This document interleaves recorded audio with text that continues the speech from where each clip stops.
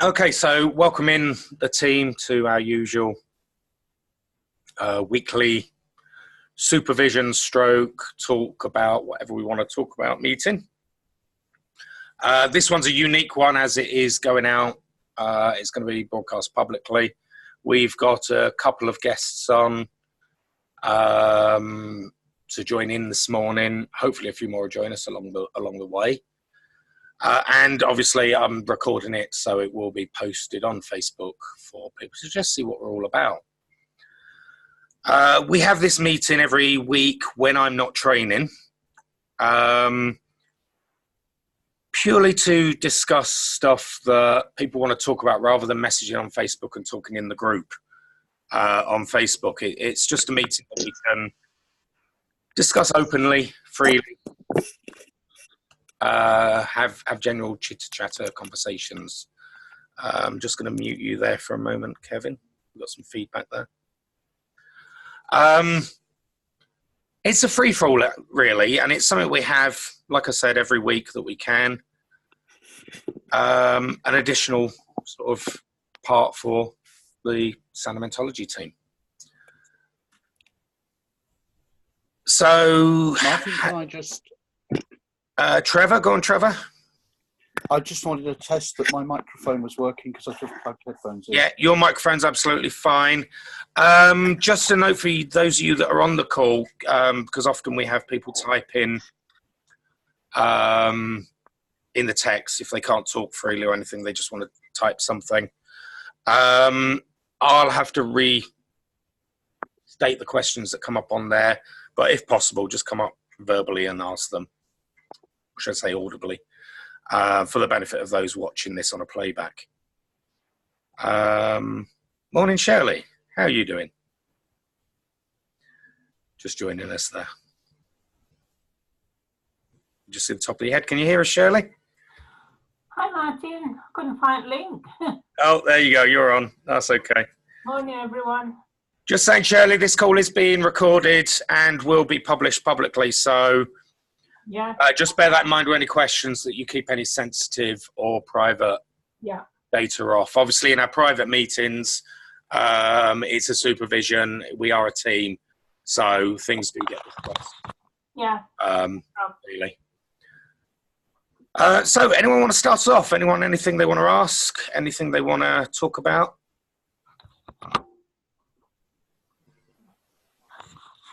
Or is everyone shy this morning because it's recorded? No, I'll go. Go on, Trevor.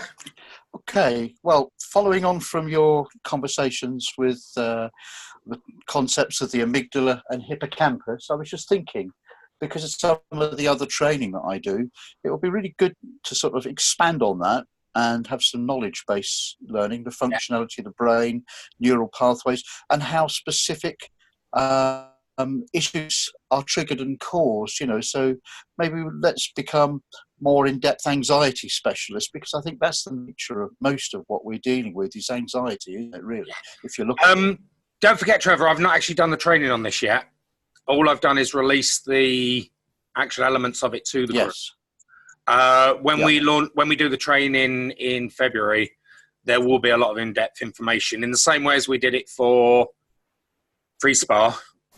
There'll be a lot more in-depth knowledge and information on it to go in.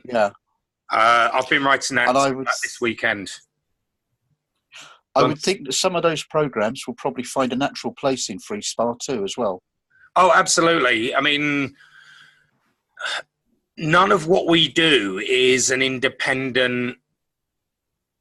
They can be used independently, but they do all come together in their own way. It's almost been, as it's developed from the 4 original protocols right through to, I think we're on 14 now. Yeah, I haven't released the other one yet. Because things have evolved naturally, they all do work together to come together. And an ultimate working with somebody would be to run through all 14 in a good order, in the right order. And that's something obviously we'll talk about in the training when we do the first Sanomentology training as I said, Yes. end of February throughout March. Yeah. 23 days to fill. So there's going to be a lot of information coming across in those 23 days. Mm-hmm. One of the things that's coming to mind with it, I was thinking last night, as most of you know, my previous business was computers. And my secondary laptop, the one that I use for the screen behind me, was running quite slow. And I did the usual disk cleanup, defrag, all that lot. And I thought how relevant that is to what we do with the Resolute Pact. Because when you open, for example, when you open a Word document, just mute you, Alexandra. Some feedback there. When you open a Word document, for example, unless you've got hidden files being shown, it creates a second document, which is the name of that document, .temp. And if it's not shut down properly or cleared, that sits there as another document open. And this builds up over time of using your computer. You get all your sort of cookies and your bits from your web pages. Everything builds up, which fills up space in the memory, which eventually makes your computer slow down. And that's exactly the same concept that we're sort of saying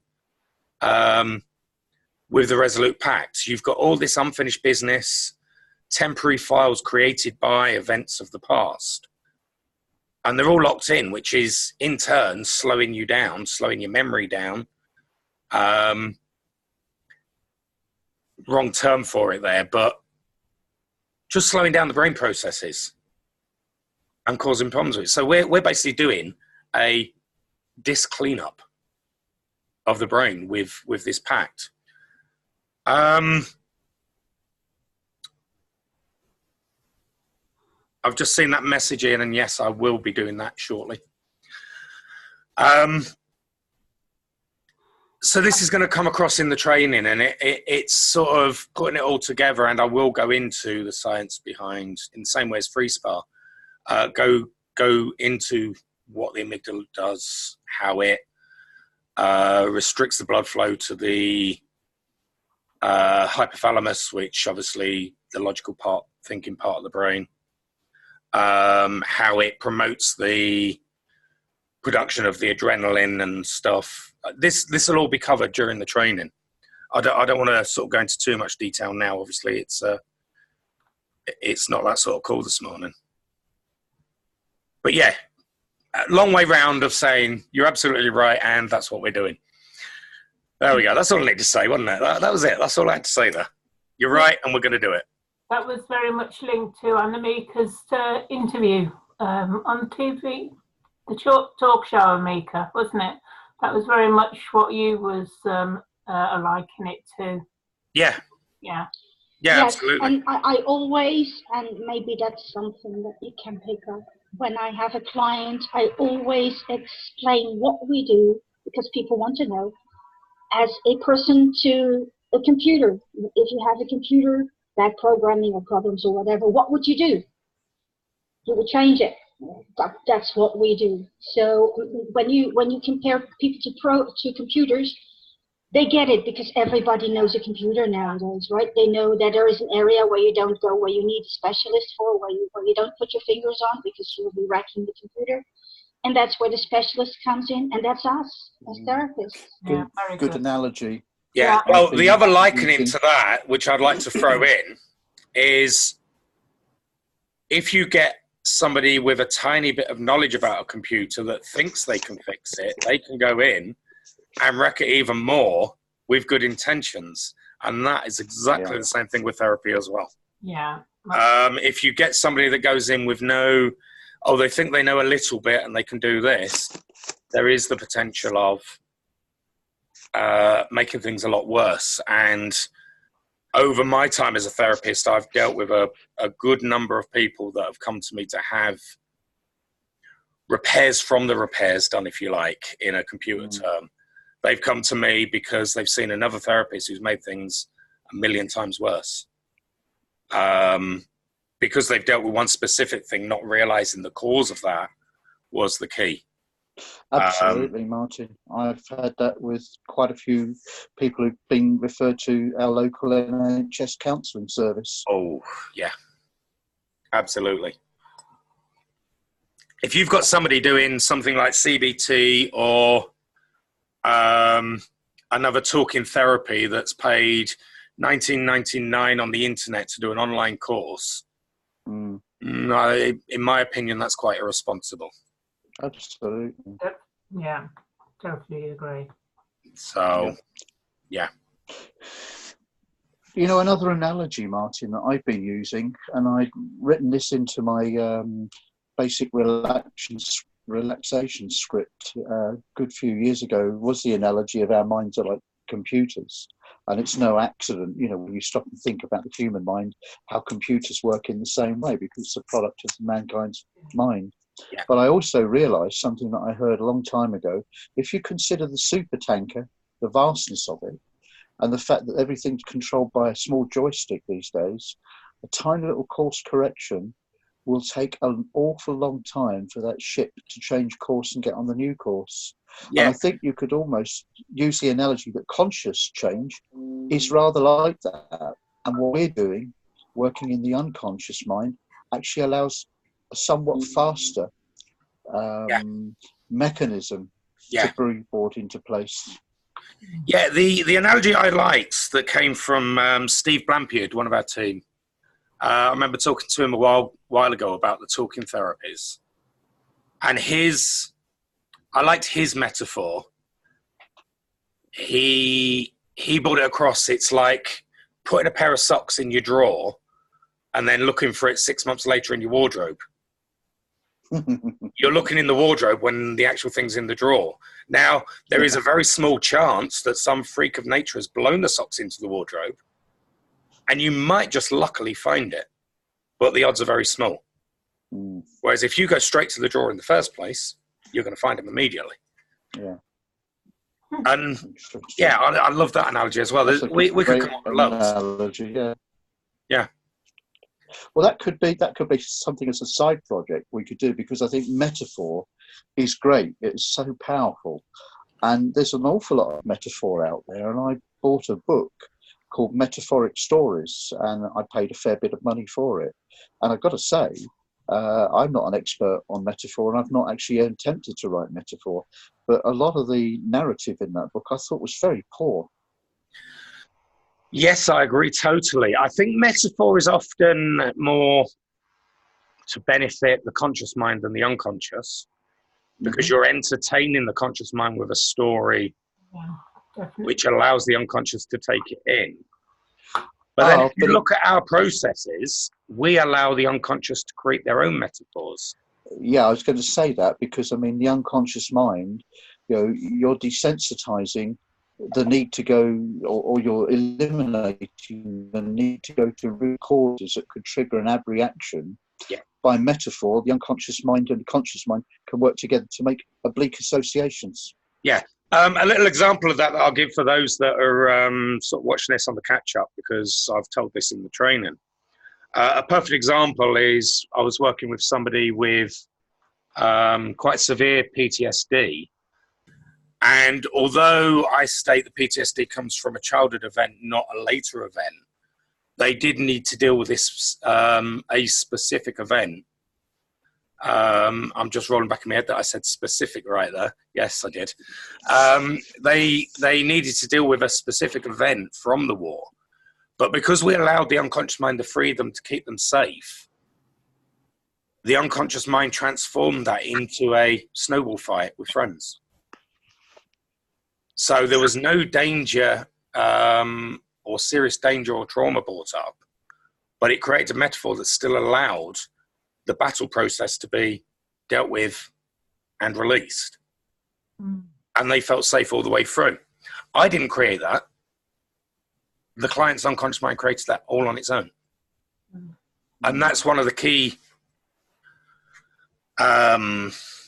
messages that we come across as Sanomentologists. We don't bring up the old traumas and that in their raw form, because making somebody relive something or making somebody remember and talk about something at a deep level, they have to revisit and relive it. And why?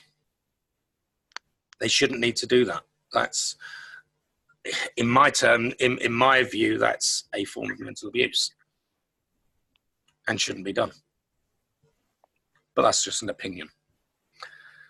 And I'm sure people watching back the video that are fans of the talking therapies will disagree with me totally. And there's a little thing there. I don't care. So it's a lack of knowledge and understanding, Martin. That's what it is. Absolutely. Absolutely. Just reading through some of these, Anya's put, but as the brain uses patterns, it becomes a pretty universal tool, and it makes the neuronal pathway stronger and longer lasting. Absolutely. And at the same time, you're releasing the unfinished business, you're releasing the emotions tied to an event, and they're the key things that cause the issues. So I'm going to go into more detail once we've had our normal conversations. I'm going to go into a bit more detail on the processes that we use without giving too much away, obviously, to watchers of this. But I'll just go through some of the processes and why they've been created and what they do, and my logic for creating them, if you like. So anyone else, anything to add or anything new to comment on? Morning, Tracy, joining us. And quite a few more people joining us. Morning to everybody. And Martin, is there going to be any changes to Free Spa? Because that's the only bit of the training I can't attend. The key principles behind Free Spa, no. Right. Although, obviously, the second and third week, or the third week, is a free session where you as a therapist choose what you feel they need. Yeah. And I do feel the Resolute Pact is going to be the most powerful there now. Right. Okay. The Resolute Pact covers conclusions, Schrodinger, and resolutions, which is a 3-step. I'm going to talk about that in more detail in a moment. I can attend it when you start the next dates, but not this one. As I said, I mean, the videos are there for Free Spa from the last recordings, but they do have their dates. I haven't got them in front of me at the moment, but the dates have been released for throughout the end of February and throughout March. Yeah, I'll just watch. 23 days in total, with a few breaks in between. Obviously, new people who are watching this are interested in the training. I'll just cover that. 23 days is a lot of days to take off, I know. You don't have to do them all concurrently. You can fit them in as it suits. When you sign up, let's be optimistic.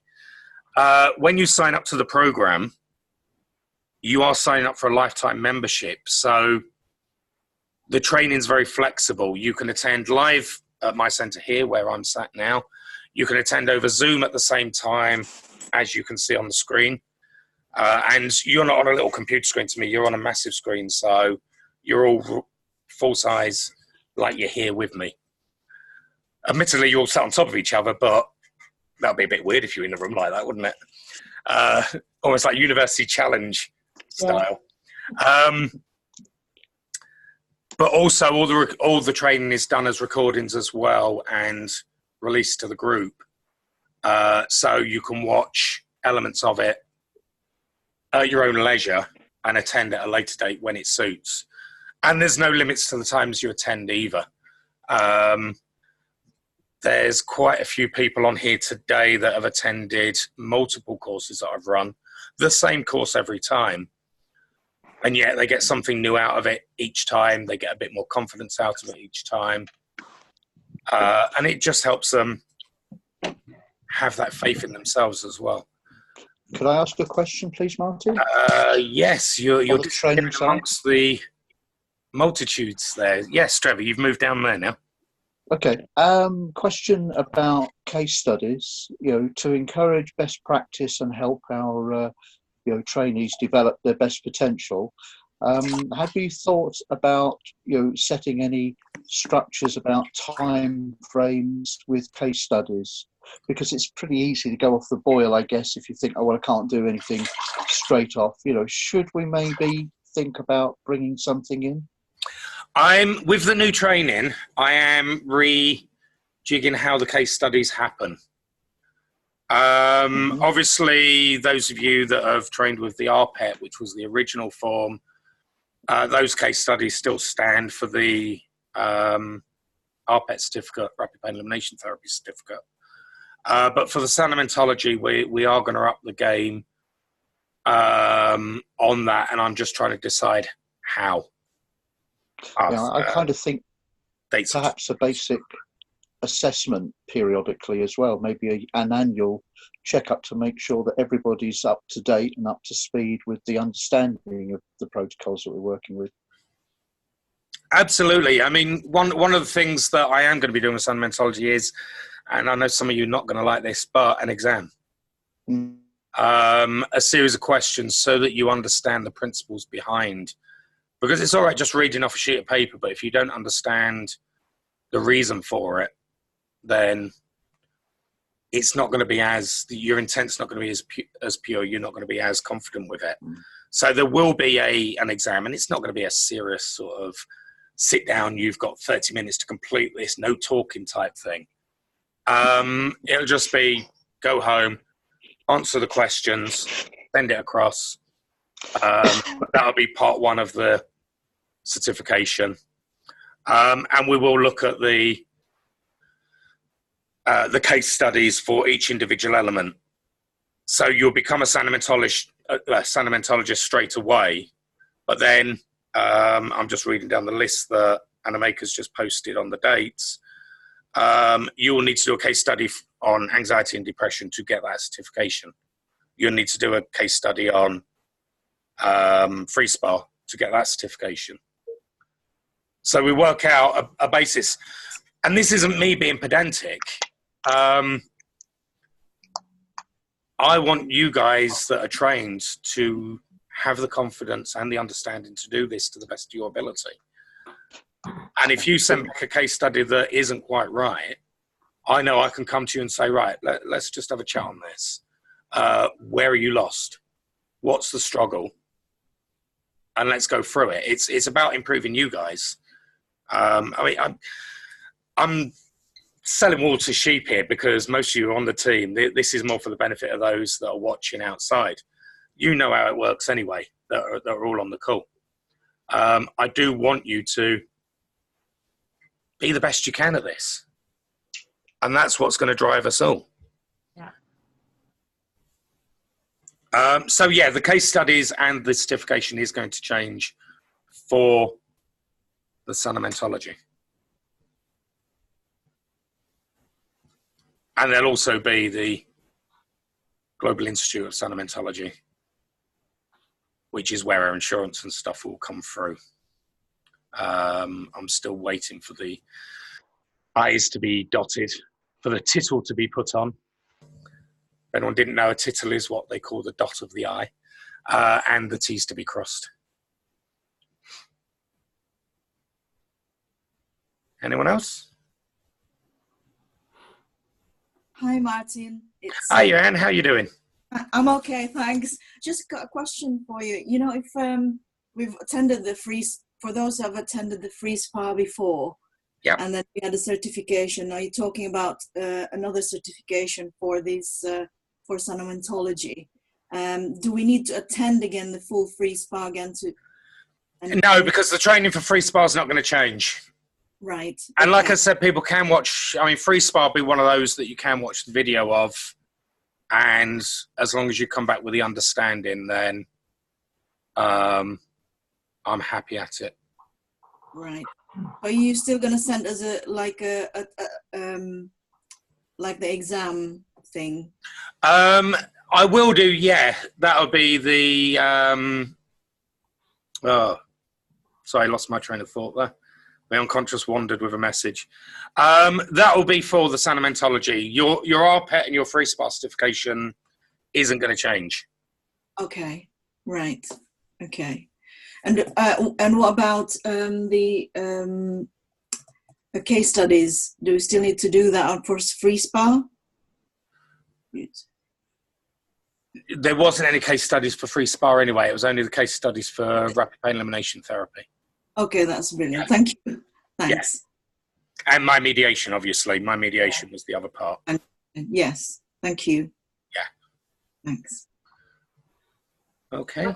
When will the manual be ready to download, Martin, or upload? When will the manual be done? When I've cut down another 500 trees to provide the paper. No. Oh, no, I shouldn't say something like that, should I? In climate change issues. I'll have Greta on me back. I'm going through, obviously, you as the team have seen the outpouring of the new protocols over the last week. 3 protocols, 3 days. They're all going into the manual. I then need to actually do the science behind each one of them. There's a lot of writing I've still got to do. That manual's going to be hundreds of pages long. It's going to be a folder type one. Just bear with me on that. It will be released in good time for the training. Brilliant. Thank you. And for those of you that aren't coming to the centre, I encourage you to just go down to the pound shop, buy a cheap folder and a hole punch and several reams of paper. And it will make it easier as well, because when I make changes, which, as you know, I often do, I can just publish changed pages and you can print them off, slot them in, discard. So you're not reprinting a whole manual or anything. Yeah. Because you said at one point, Martin, that you wasn't going to be having the manuals at the centre, that we're going to have to print them off on our, at home. No, people that come to the centre, because obviously if they turned up without one, then it's going to be a bit difficult. People that come to the centre, then they'll get a printed copy. Right. Okay. The other thing I am intending, when the manual is completed to my satisfaction, that there's not going to be many more changes, I want to self-publish it. Yeah, you said, yeah. So that you could order a printed copy if you wanted, as a book. That's one of the things I'm looking at. And obviously I'd like a new book as well. Have you got any idea price-wise what that would be? It depends on the publisher. It won't be something I make any money from. Whatever it costs to publish and print it, for the team, whatever it costs to publish and print, you'll just pay that. So it'll be whatever they charge. Perfect, thank you. I don't think it's too bad with a lot of these, but obviously you'll be able to get it as a Kindle version and that as well. Mm-hmm. That'll be my next question. Yeah, you'll be able to get electronic version. Okay. So I thought that would be quite good, because you'll be able to bookmark different things. So you can say, right, I want to do this, this, and this with my client. Yeah. Therefore, I'll bookmark it and off you go. Yeah. Well, so you're not flicking through it all the way as well. The way I've structured it is that all the actual protocols will be in the appendix at the back, rather than having to flick through all the science of stuff and that and go from page 20 to page 70, then across to page 190. They'll all be appendicized in the back so that, it can be accessed easily. So, yes, Alexandra, I hope I'm saying your name right there. I'm going to talk about that in a second. I'm just covering any other questions that people have got. And then I'll go through all the different protocols, why they're created, what they do. I really should have printed them off, because I'm probably going to forget some of them now. But I'm going to go through that shortly.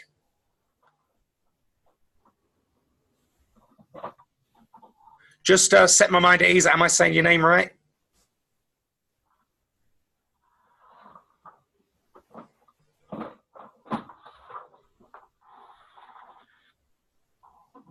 Perfect. Brilliant. Okay, anyone else? Yeah, quick question. Annie Meeks just posted a list of dates. Yeah. Is that copied and pasted from the forum, Martin, so we can diarise that? It will be, yeah. It's in the posts. All the posts that I've shared, spammed across Facebook. You can find it on my wall. For those watching at home, they're not going to see that listing down the side. That doesn't record as part of the video. But you can find all the dates on my wall on the other pages that I share across, so that's fine. when I get around to it, they'll be on the website at the moment. It's one of those long-running things that I've not got around to just yet because there's so much else going on. Excellent, thank you. It's a direct copy of Martin's post, because I saved it as an email to myself to not have to go back to that every time again that I want to look at what is when. Yeah, I have a little thing where I don't write things straight in Facebook. I write them as notes on my phone, and then I save it as a note on my phone and then copy and paste it onto Facebook, and that way I can just go through the notes on my phone to find something that I've done before. Shirley, can you mute, please? Thank you. Oh yeah, I've got you, Shirley. There we go. So, anyone else? Anything? Anyone got any amazing stories to share without any sensitive data involved?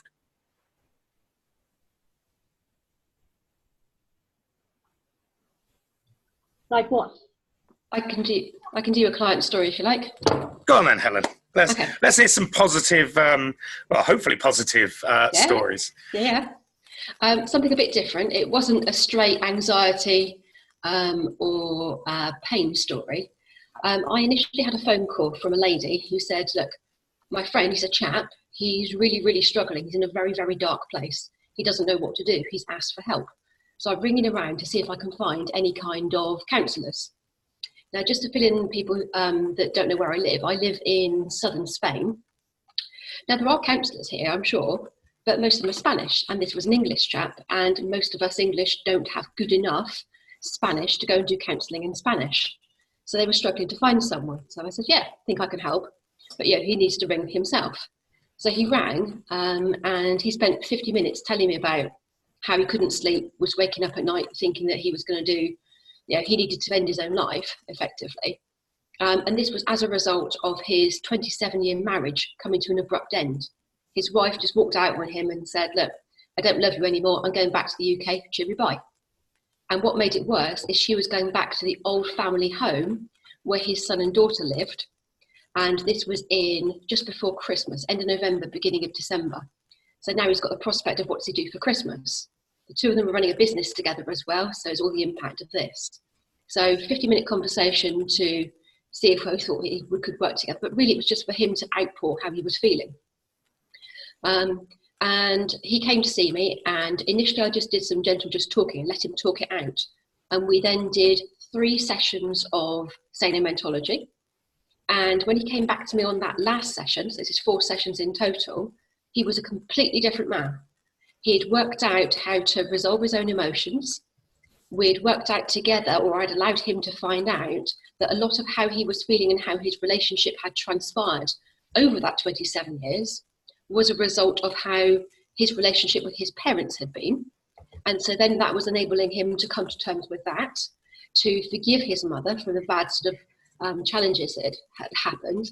And the last session, he said, look, I'm now beginning to feel guilty about how happy I am. And you've allowed me to find my own life and go off and do my own thing. So when I first came to see you, I was in such a dark place, I couldn't see the way out. And now I'm enjoying being a single chap. Yeah, I might find someone new one day. We'll see how everything turns out, but I'm enjoying life again. So I thought that was quite good progression from dark place to, feeling maybe not entirely healed, but have moved a long way through the process. Fantastic. Brilliant. I'll talk about PTSD. Yeah, go for it. Okay. It's very relevant there. Oh, sorry, Sally. I'll come to you after Kevin. Okay. Shirley and Sally, you mute. Shirley, can you mute again, please? Get rid of all the feedback. Yeah, I actually had a chat with one of my clients' mothers this morning without realising it.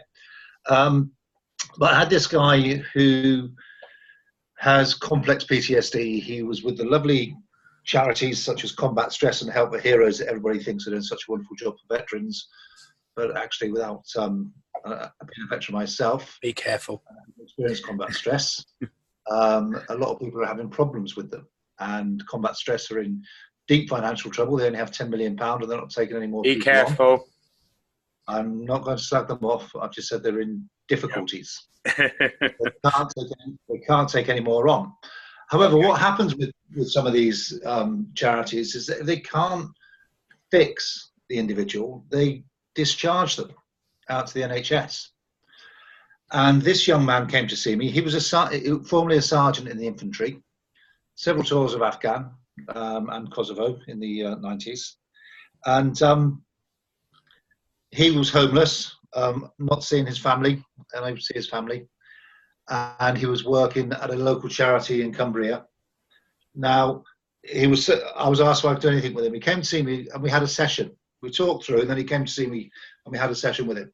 At the end of the session, we were talking about how things are, and Martin talked about the incident that they believe PTSD caused it by. And we went in and we did all the work.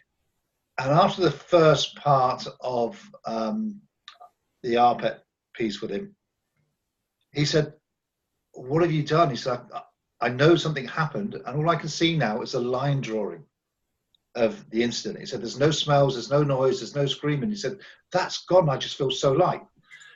So we continued for the whole session and did it in a journey with him.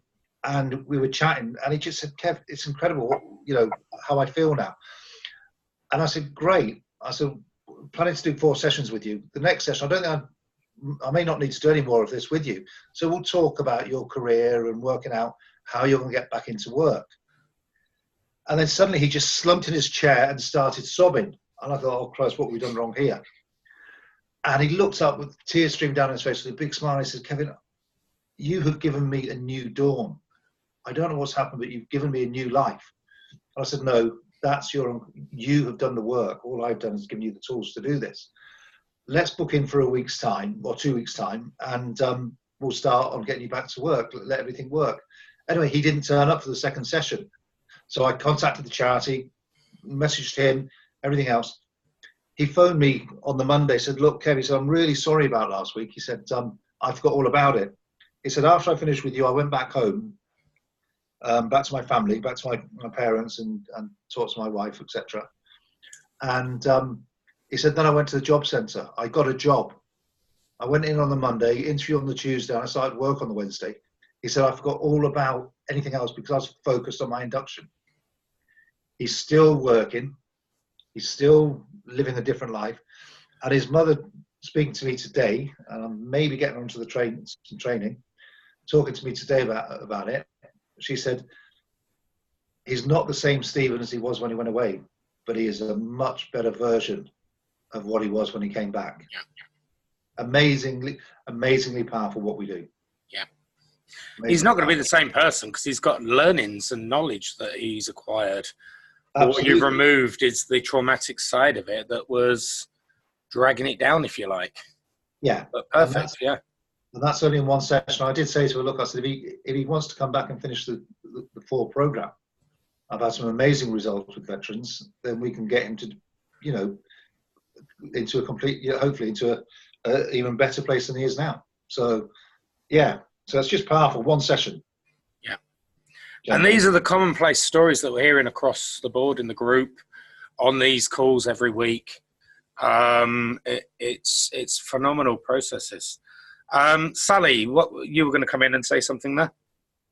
Hi, I was going to follow up and ask a question to Helen about what sort of protocol she used with her client over the 3 or 4 sessions. That's all right. Yeah. You're on mute, Helen. Scratch my head and see if I can remember. I think we did. I mean, this is before Conclusions and all the new set came out, so it wasn't any of those. I think we did steps. We did steps, we did a ILD, and we did a dreamscape. And I think we went back and did a second dreamscape. In a journey, do you mean? So in a journey, yeah. Yeah. Perfect. So yeah, he was quite interested with what came up in his castle. Yeah. And obviously the interactive lucid dreaming Conclusions is a bit of an evolution and an extension to that. So perfect. Okay. All right with that, Sally? Yeah. I know we have to follow our intuition on this, when we're faced with the situation, is just decide there and then often what the client is going to be helped most by. I know I need to look at the new conclusions and please do.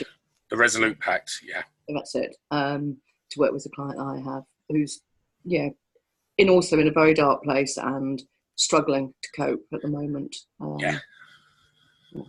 So Feel free to shout me if you want to have a direct chat, Sally. Okay, I will do. Thanks, Helen. Okay, no worries. And that's everything that this group's all about, sort of helping each other and working together. Nobody's on their own here.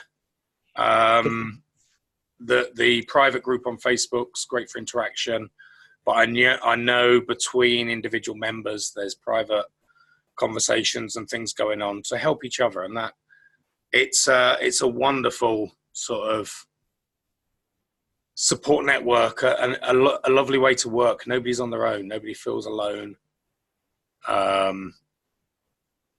when they're working. It's a great team. Yeah, I'd second that, Martin. Definitely. Yeah. Yeah. Could I ask a question here, please? For a second? Absolutely. Kevin? You're on mute, mate. Okay. Question.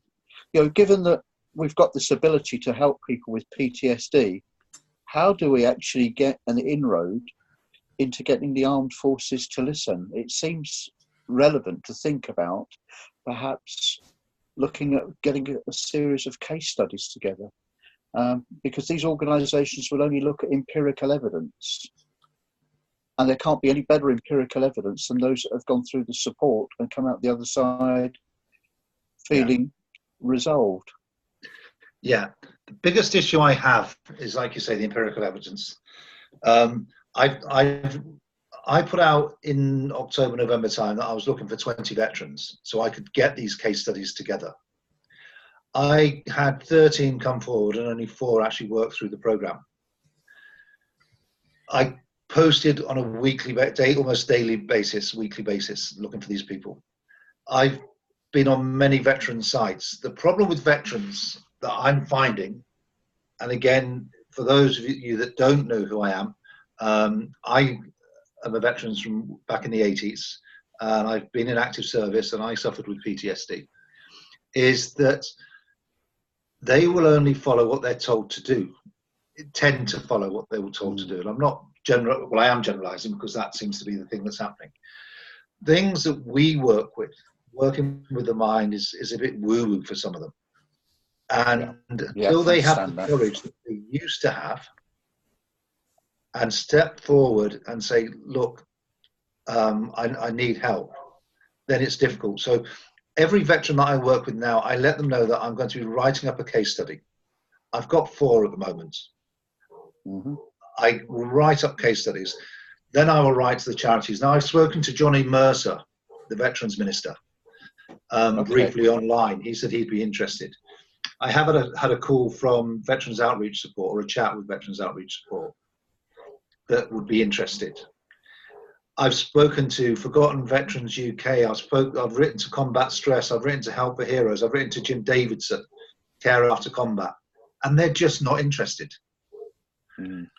Unless it's unless you work with the NHS, you do talking therapies. They're not interested. The guy that I spoke to you about just now, he came via a local charity and an outreach support place, Army Barracks Outreach. They help to resettle them after they come out. So there is some help for them. And they've seen amazing change. I met with their counsellors and psychotherapists and the captain and the major of the unit. And we talked through what happened to a few of my clients way back then, because I wasn't doing the case studies. And basically what they said is, well, unless you've got the empirical evidence, then we won't be able to take you. And it doesn't work like that. Well, rather than just dismiss it out of hand, how about if I work with you, with some of your clients, you can sit in on the sessions, see what happens, and then we can start working together and writing up the evidence together. But no, they wouldn't do that. Yeah. Did you ask them why? Yeah, because they have to go to the NHS Trust to do that, and we have to go through all sorts of hoops and loops to get there, and they weren't prepared to do that. And anything that's being the non-devil's advocate here, anything that's too effective and works too well won't be taken on because there's no money to be made. Yeah, so very pessimistic on that, but personally experienced it from my own trials within the NHS, which were basically buried. But you see, the financial aspects of it, and it's really frustrating for me and many other veterans groups. I'm just a one-man band working with some of the veterans groups. You know, Combat Stress were on the telly the other day, and I've been to Combat Stress, and they were on the chief exec came on the telly the other day. They lost £6 million in funding. They lost that in 2018 from the NHS. They lost that in 2018. And when you think about what we do, if you think of not resettlement, but an in-house program of 4 weeks, that cost about 20 grand. What we do is going to cost less than £1,000. They don't have to be in. They don't have to go in to have the therapy. They don't have to take 4 weeks off work to go in and worry about whether they've got a job when they come back. And I've tried to explain that, but it just falls on deaf ears. Yeah. So the chief exec of Help for Heroes and Combat Stress are earning their 6-figure salaries. You know, they're just not interested in the cost-saving element, not just the cost-saving element. And coming from a business background myself, I always emphasize the cost-saving elements. They're not interested in that, nor the rapid relief that these people get, even though we've got evidence, because it's not been done in a formal study. No, and that's really so wrong, Kevin, because ultimately what it's actually saying, you could pin a sign above their mission statement, is we don't care if our veterans don't get the help that they need to recover. Yeah, you can take that across the board with addictions, with pain, with everything else. It's the same. Everything, I mean, nearly every member on this group today, on this chat today, and nearly every member of the team has seen the phenomenal, often instant results that any other form takes weeks or even years to achieve. Yeah. And as I said, being not like me usually, but being very pessimistic, when the people that run these organizations are paid that much from the pharmaceuticals, from the people that make vast, and I'm talking billions and billions out of this, for somebody to come along, if you think about the lashback, for somebody to come along and say, well, I can get you out of these feelings in a couple of weeks, it's not going to cost very much, less than £1,000. That person could easily turn around and say, well, why the hell have I been suffering for 20 years? Yeah. I want answers now. And none of these people in power, none of these people making the money are going to want to be held accountable. But Martin, that's what some of these people have said to me.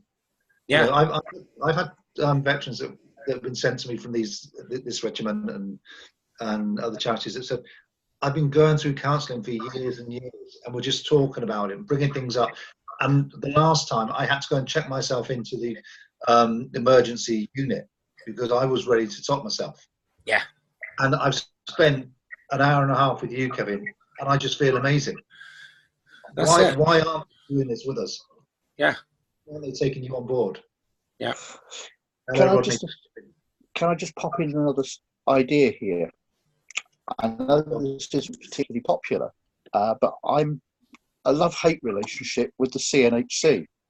Now, unless you're a registrant, you probably won't know this, but in 2017, the CNHC managed to get the ear of the General Medical Council.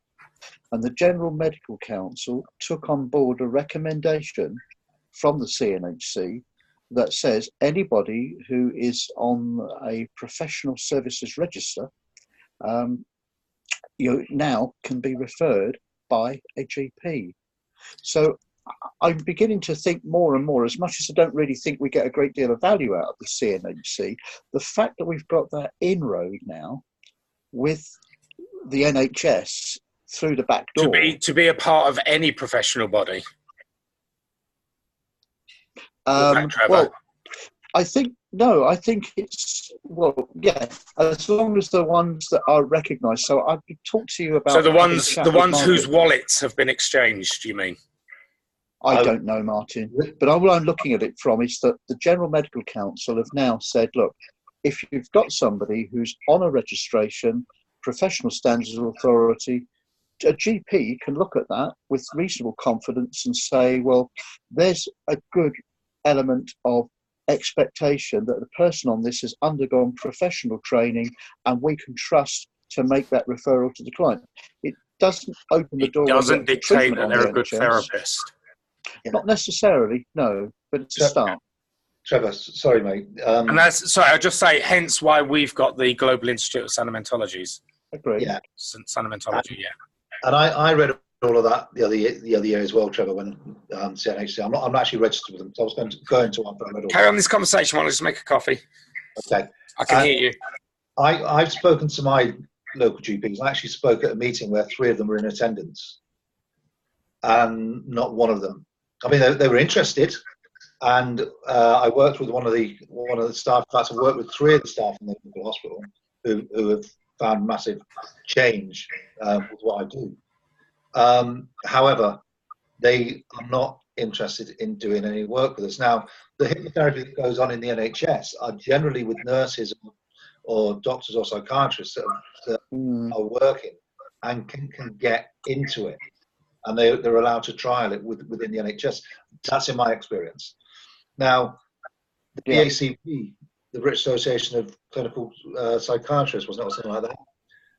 They've actually come out recently and said, oh, we're not really we've never claimed to be a governing body, but unless you've been a member of that, you've not been able to practice.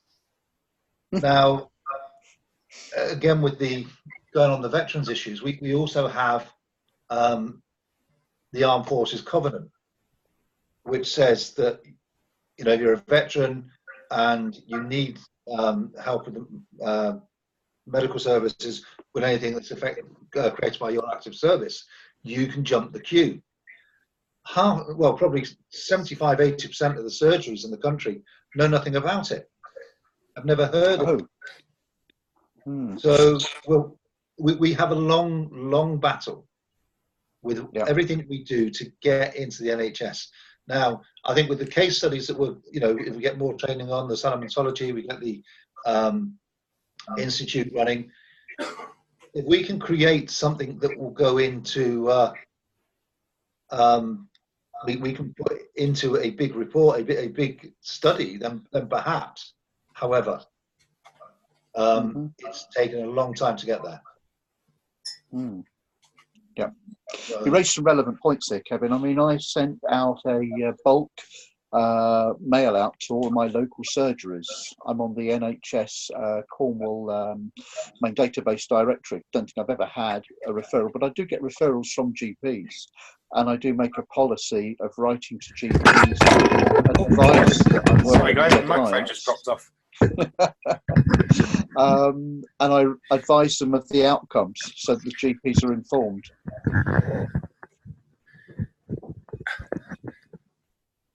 Right, am I back on? Can you hear me still? Yeah. That may be the case, but again, I've just seen Tim's note here. It's been standard practice with the NHS since '92, so they have a long record of its effectiveness. Martin worked as recently as 2019, February 2019, with 400 patients with a 70% pain removal and 22% reduction. And there's still doctors in there that said, well, it doesn't really work, does it? We're not really that interested. So, Tim, they may have. We have to get through the old school. We've got to get through everything. Somebody once said to me, and I think it was another reputable trainer, it takes a generation for an idea to change. Because although the NHS has been practicing sort of for the people that are watching at home, Tim's made a comment on the messaging. Hypnotherapy is standard practice within the NHS since 1992. So they have a long record of its effectiveness. The problem is, and it's the same in any business, it doesn't matter what we're doing, whether it's therapy, whether it's engineering, whether it's science, it takes a generation to change, because the people that are in charge are generally the older, more wise, in quotations, that are set in their ways and their beliefs. And they're the ones that make the rules, that make the decisions. And it's not until they've passed the bob to the younger, who are then at the older, that have seen these effects, that they can actually start to be implemented at a serious level. So, 1992, we're just crossing the generations now. So we are looking that things are going to change, and I predict they're going to change rapidly over the next 10 years, but not rapidly enough, I fear. I think, Martin, it's going to change rapidly when the NHS finally goes private. I've had that feeling in my water for a while. If and when that happens, yeah. But there is another side to this. I've had conversations with my GP and locum. And they're young, they're very interested, they're open-minded, and they've seen the evidence. But, they get into the system, and they're tied to their career and their nice big salary, it all starts to change. Yeah. Don't rock the boat, old son. Yeah. You're right there, Kevin. Backhanders, not dodgy handshakes, but backhanders. Yeah. So we'll get there. I mean, we're working well with private practice. We're starting, obviously, the sideline of Zoifos is going into sort of the company levels and corporate levels. We are going to get there. And we just do it one client at a time, and we're going to grow to a point. And this is one of the reasons I've it's actually a good, sorry, I lost my train of thought there. It's a good way to actually bring into what Sanomentology is and why I've created it in the way that I've created it. Before I go into that, has anyone else got anything to add or anything else they just want to discuss? Because I'm going to start going into the actual program now and refresh you all on all the different elements, what they're used for, why they exist, stuff like that. Yeah, maybe I can add something here. Go on, Anamika. I am specialized in deep trauma, but that doesn't mean I don't do all the other things, because I'll help anybody that comes to me. I usually don't have to chase clients because I've been around for a while. I've got connections far and wide, and people find me because of that. And there was this one guy that I just found on a general discussion, and he had PTSD, and it was solved in one session. And then afterwards, one session more to resolve his financial blockages, because when you've been, I mean, he was so lucky to be in the Netherlands, where they actually do take care of the veterans. He was 19 when he came out of the Yugoslavian war, and he had severe PTSD. He afterwards even got married, had kids, and has lost that family. Was totally down and out. Had 23 years of therapy after therapy after therapy. He was allowed to try anything and everything, and they would pay for it. And he was still having PTSD. So that got rid of in one session. Afterwards, one session more for limiting beliefs about being able to get a job. And guess what? 10 days later, he had several interviews behind him, and 3 of the interviews had resulted in them wanting to give them a job. So he had the luxury position of 3 job offers that he could choose from, which is great. Also, and this could be my case studies for Sanomentology. There was a lady from New Zealand that reached out to me, and the lady was a practitioner, was a therapist, and had a lot of private stuff behind her. And she came to me and said, I can't get back on top. I can't move forward. I can't get back into that stream of clients that I used to have. What the hell is wrong with me? So we went into self-belief, self-trust, self-value. And we ended up her being a baby, standing in a cot. And there was a threat from outside, and she dealt with that threat in a very specific way. And I talked to her a week, 10 days later, and she says, "It's amazing, I can't believe it. I'm having clients." Another lady came to me and said, "Listen, I see what you do, and I'm having kind of a challenge because I want to earn at least 10,000 more per month." And I was like, "Okay, what are you having now?" So she told me, and I said, "Well, that should be doable." And so she says, "I'm not going to give you a review unless I see the results." I said, "That's fair, no problem at all." So she paid for the session. We did a session on her limiting beliefs around money, on her self-value, on lots of things. And I asked her 2 weeks later, and she said, "I can't believe it." She says, "Since we've done the session, I've earned more money than that limit that I had set myself, and the month isn't even out yet. What the heck is it that you do?" Because she is a therapist in the holistic area, so she was very interested. And the point was, she couldn't remember about 80% of what we had done consciously.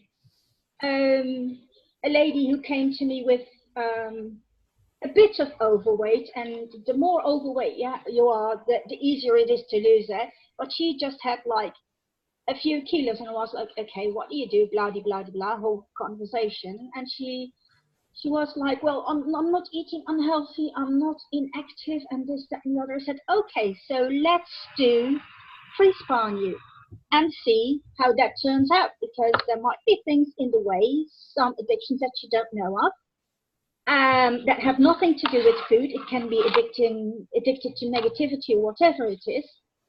Let's see how that works." So I did all the sessions with her, and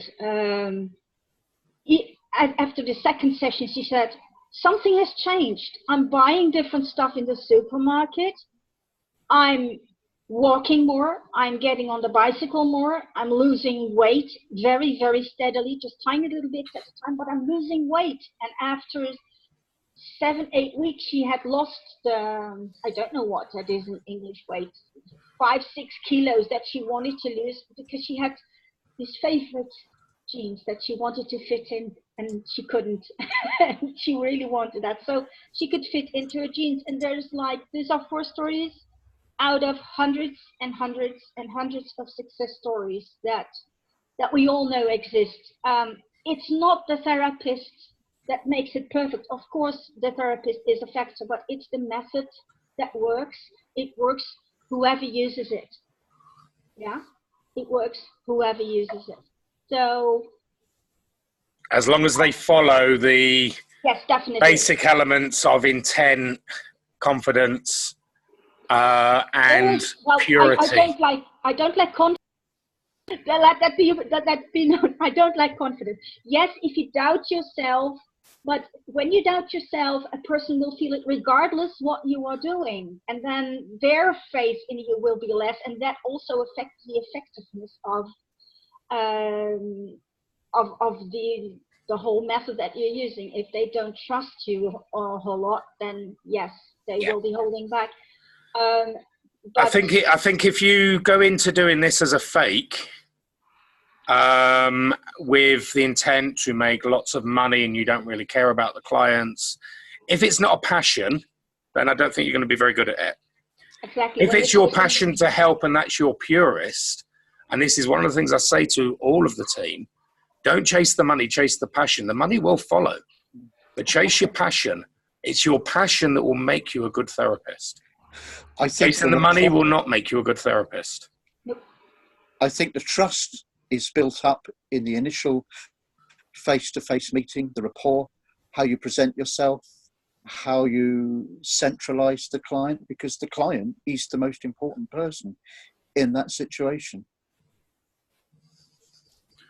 Partly agree there. I think if you've got that natural intent to do good with no ulterior motive, i.e. making money, if you go in with that opinion, you have a natural rapport immediately.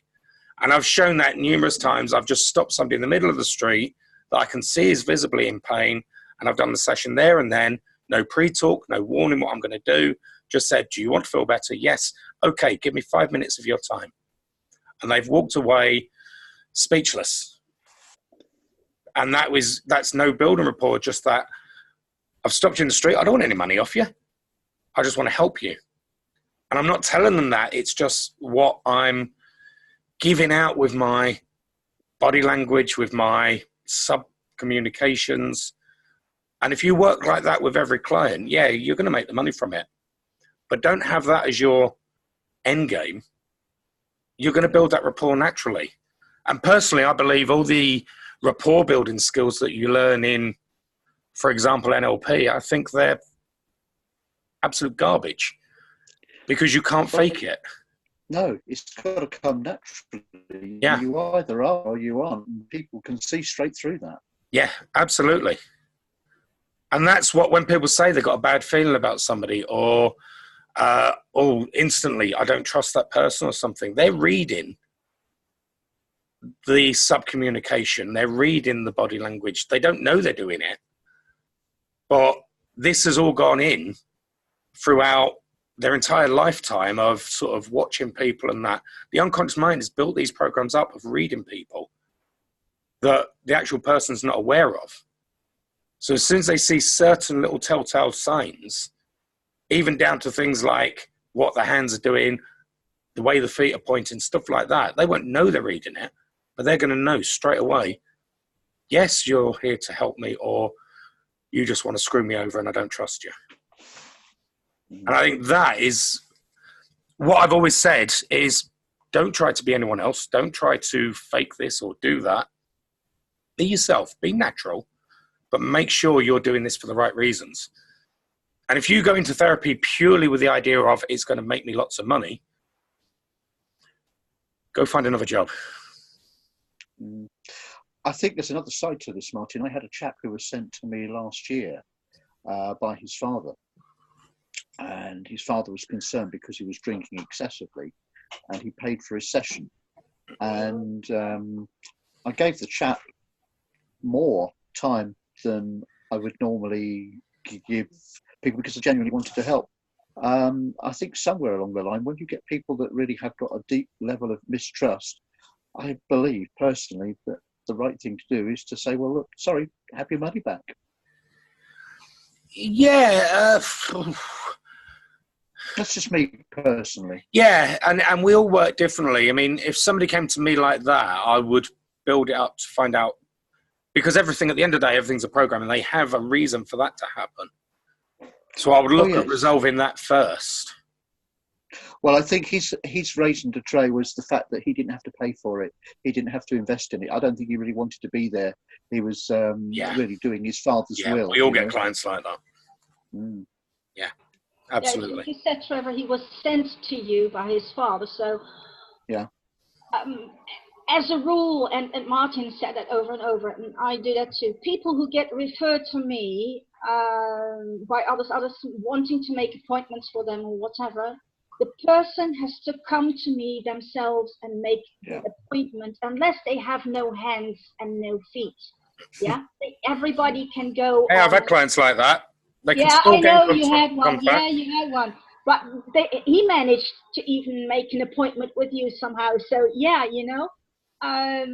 it's definitely very important that they want to come. You cannot help people who do not want to be helped. And this is where things will fall by the wayside if the NHS did take it on, because obviously doctors would refer them and they might not want it, but they're going to come because it's free.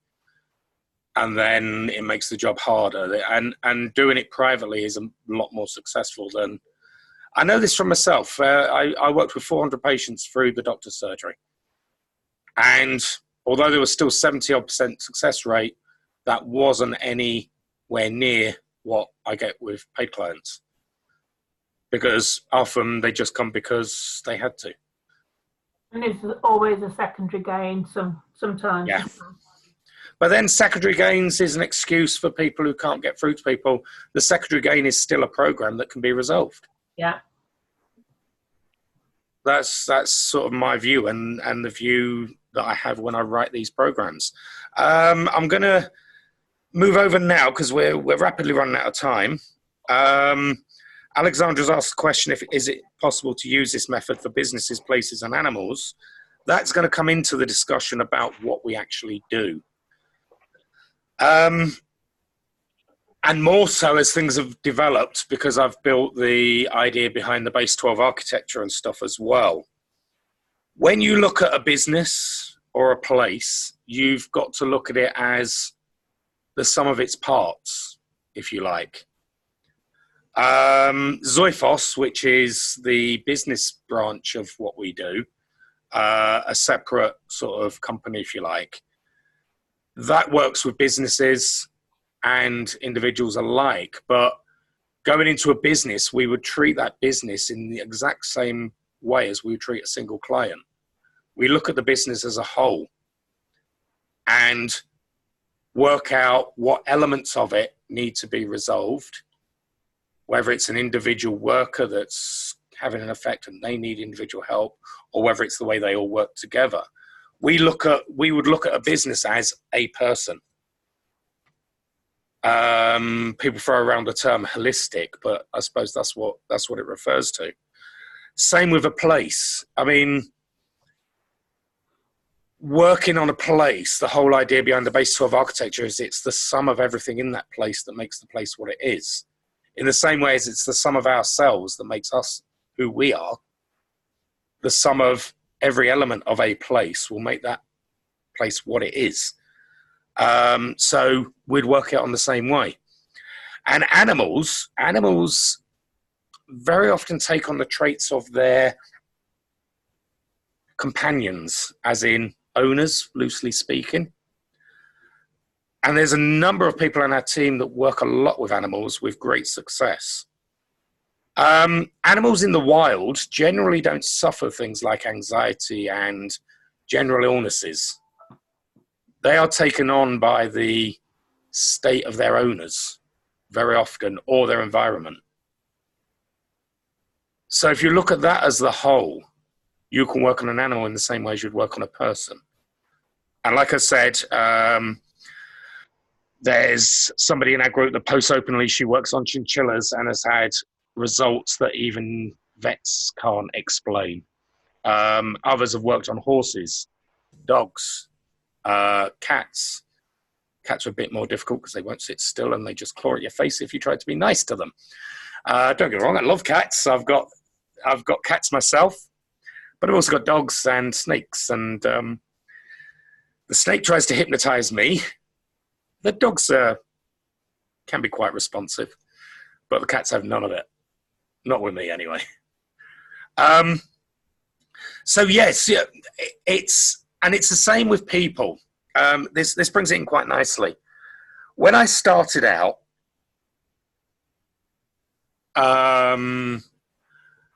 with steps and then forming the rapid pain elimination therapy program, I looked at the niche of pain. And I thought, this is a niche we need to go into because there's not many people doing it. Those that don't know my history, I was originally working with another method. And when I first started advertising it, because nobody knew about it, I was shot down quite aggressively within the therapy groups, saying pain is not something that you can or should do. I proved it wrong, expanding that group and that protocol extensively before I started to see elements that I didn't agree with and decided to expand it and evolve it myself. Was that a polite enough way of saying that what actually happened for those of you that know? Yeah, that was quite polite, wasn't it?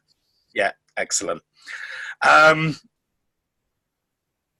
So we started off with that niche, and obviously that's what sold it initially. But as many of you know, we very rapidly came to the understanding that pain wasn't very often the issue.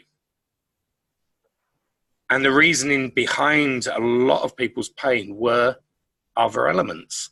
For example, PTSD, anxiety, depression, other things going on in their life. But the thing is, we didn't really need to change what we were doing to deal with that. We just needed to change a few words and our intent. And obviously we found that some things were deeper than others, so we needed to go in a bit more or a bit. We didn't want to sort of have a whole hog of something like the time protocol, which I'll go into more in a moment, to just resolve a simple aching ankle from an injury 10 years ago, because that could be done in a few minutes. But then there was some deeper stuff. Let's say, for example, somebody that's got fibromyalgia, for example, that was caused by abuse as a child. Well, a 2-minute session's not going to resolve that, because they actually need to deal with the unfinished business of that abuse. So that would take a bit more. So we continue developing I continue developing the programs, working from experience and with the team's sort of results, to build stronger and stronger programs for each level that we started to struggle with. And it wasn't long before I started to see the big patterns.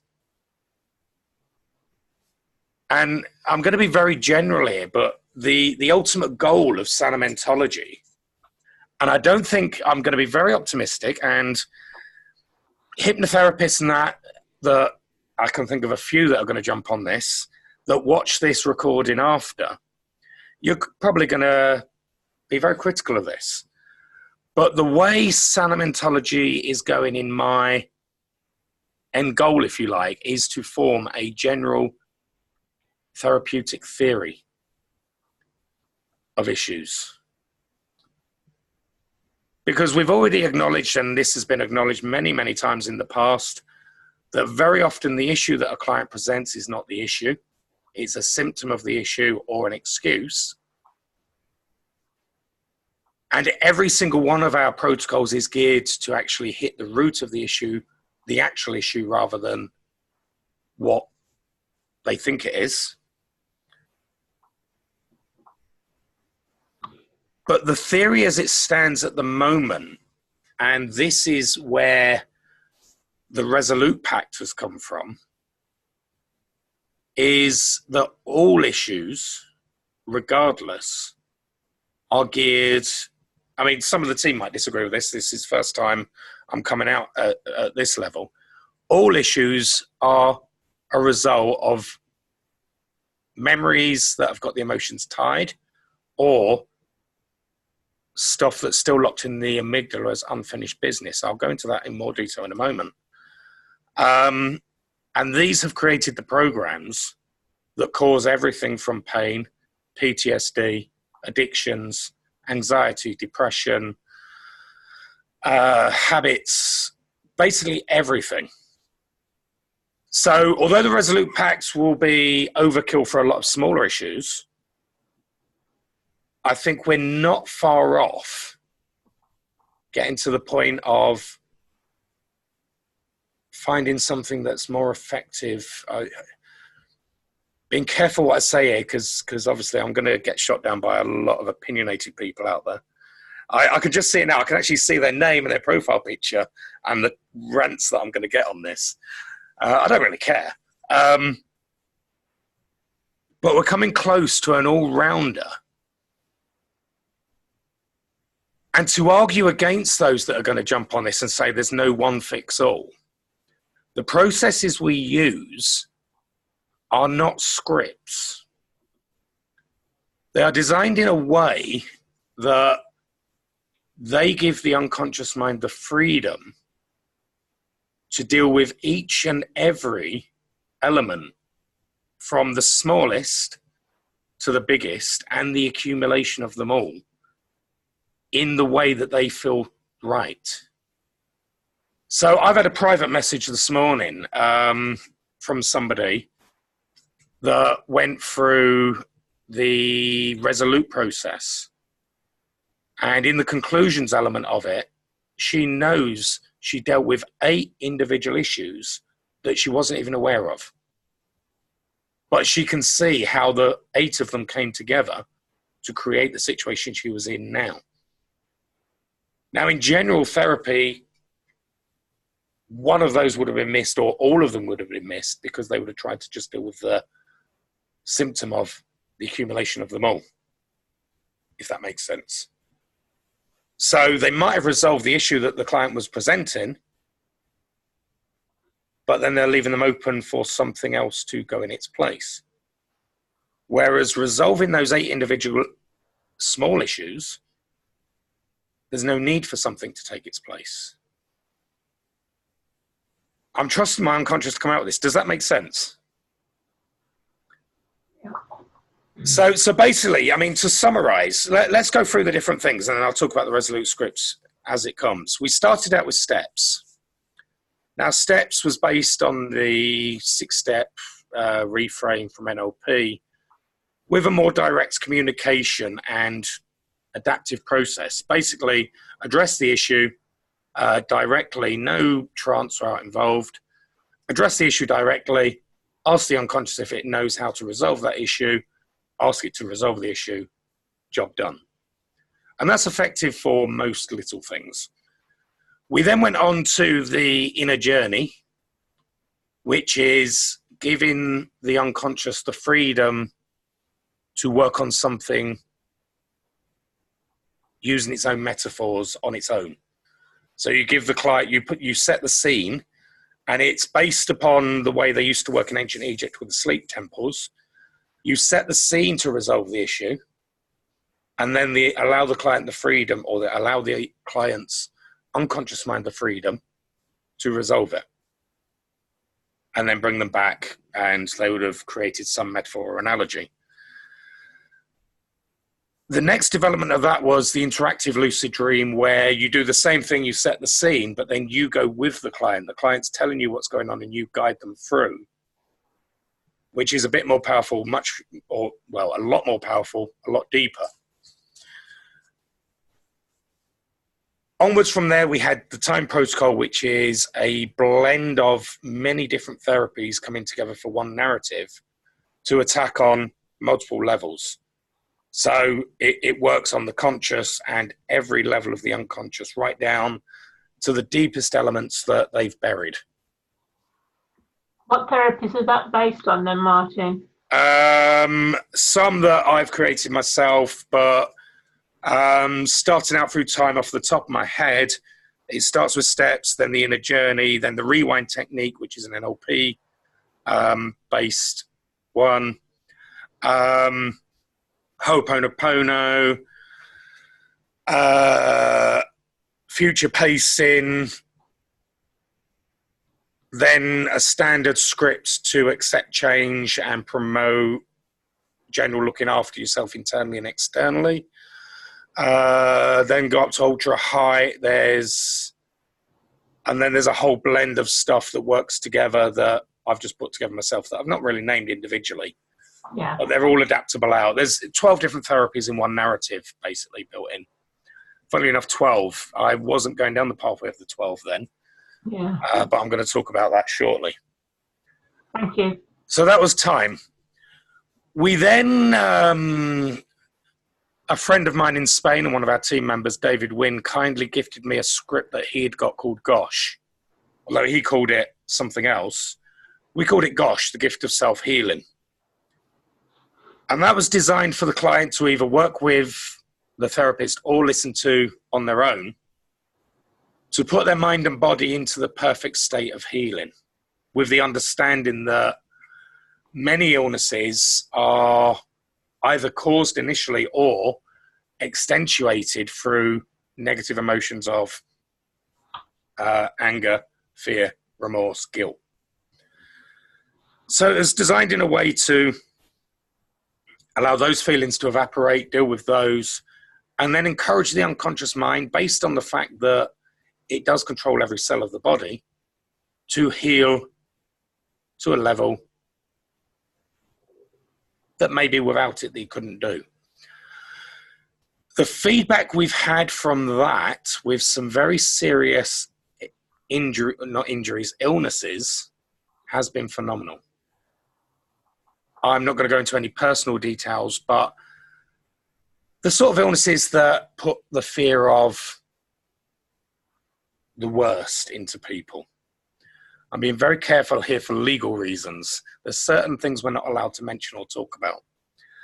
But working with this idea and a few other methods alongside the medical side, I'm not saying this replaces medicine or treatment, working with these and the medical side, healing and recovery has been to a point that even the doctors are surprised. And I'm not talking one person here, I'm talking, off the top of my head, I can think of at least 5 now. If I went through records and talked to other clients, we'd probably be talking more than that. Read between the lines there. Go on, Margaret, do you want to say something there?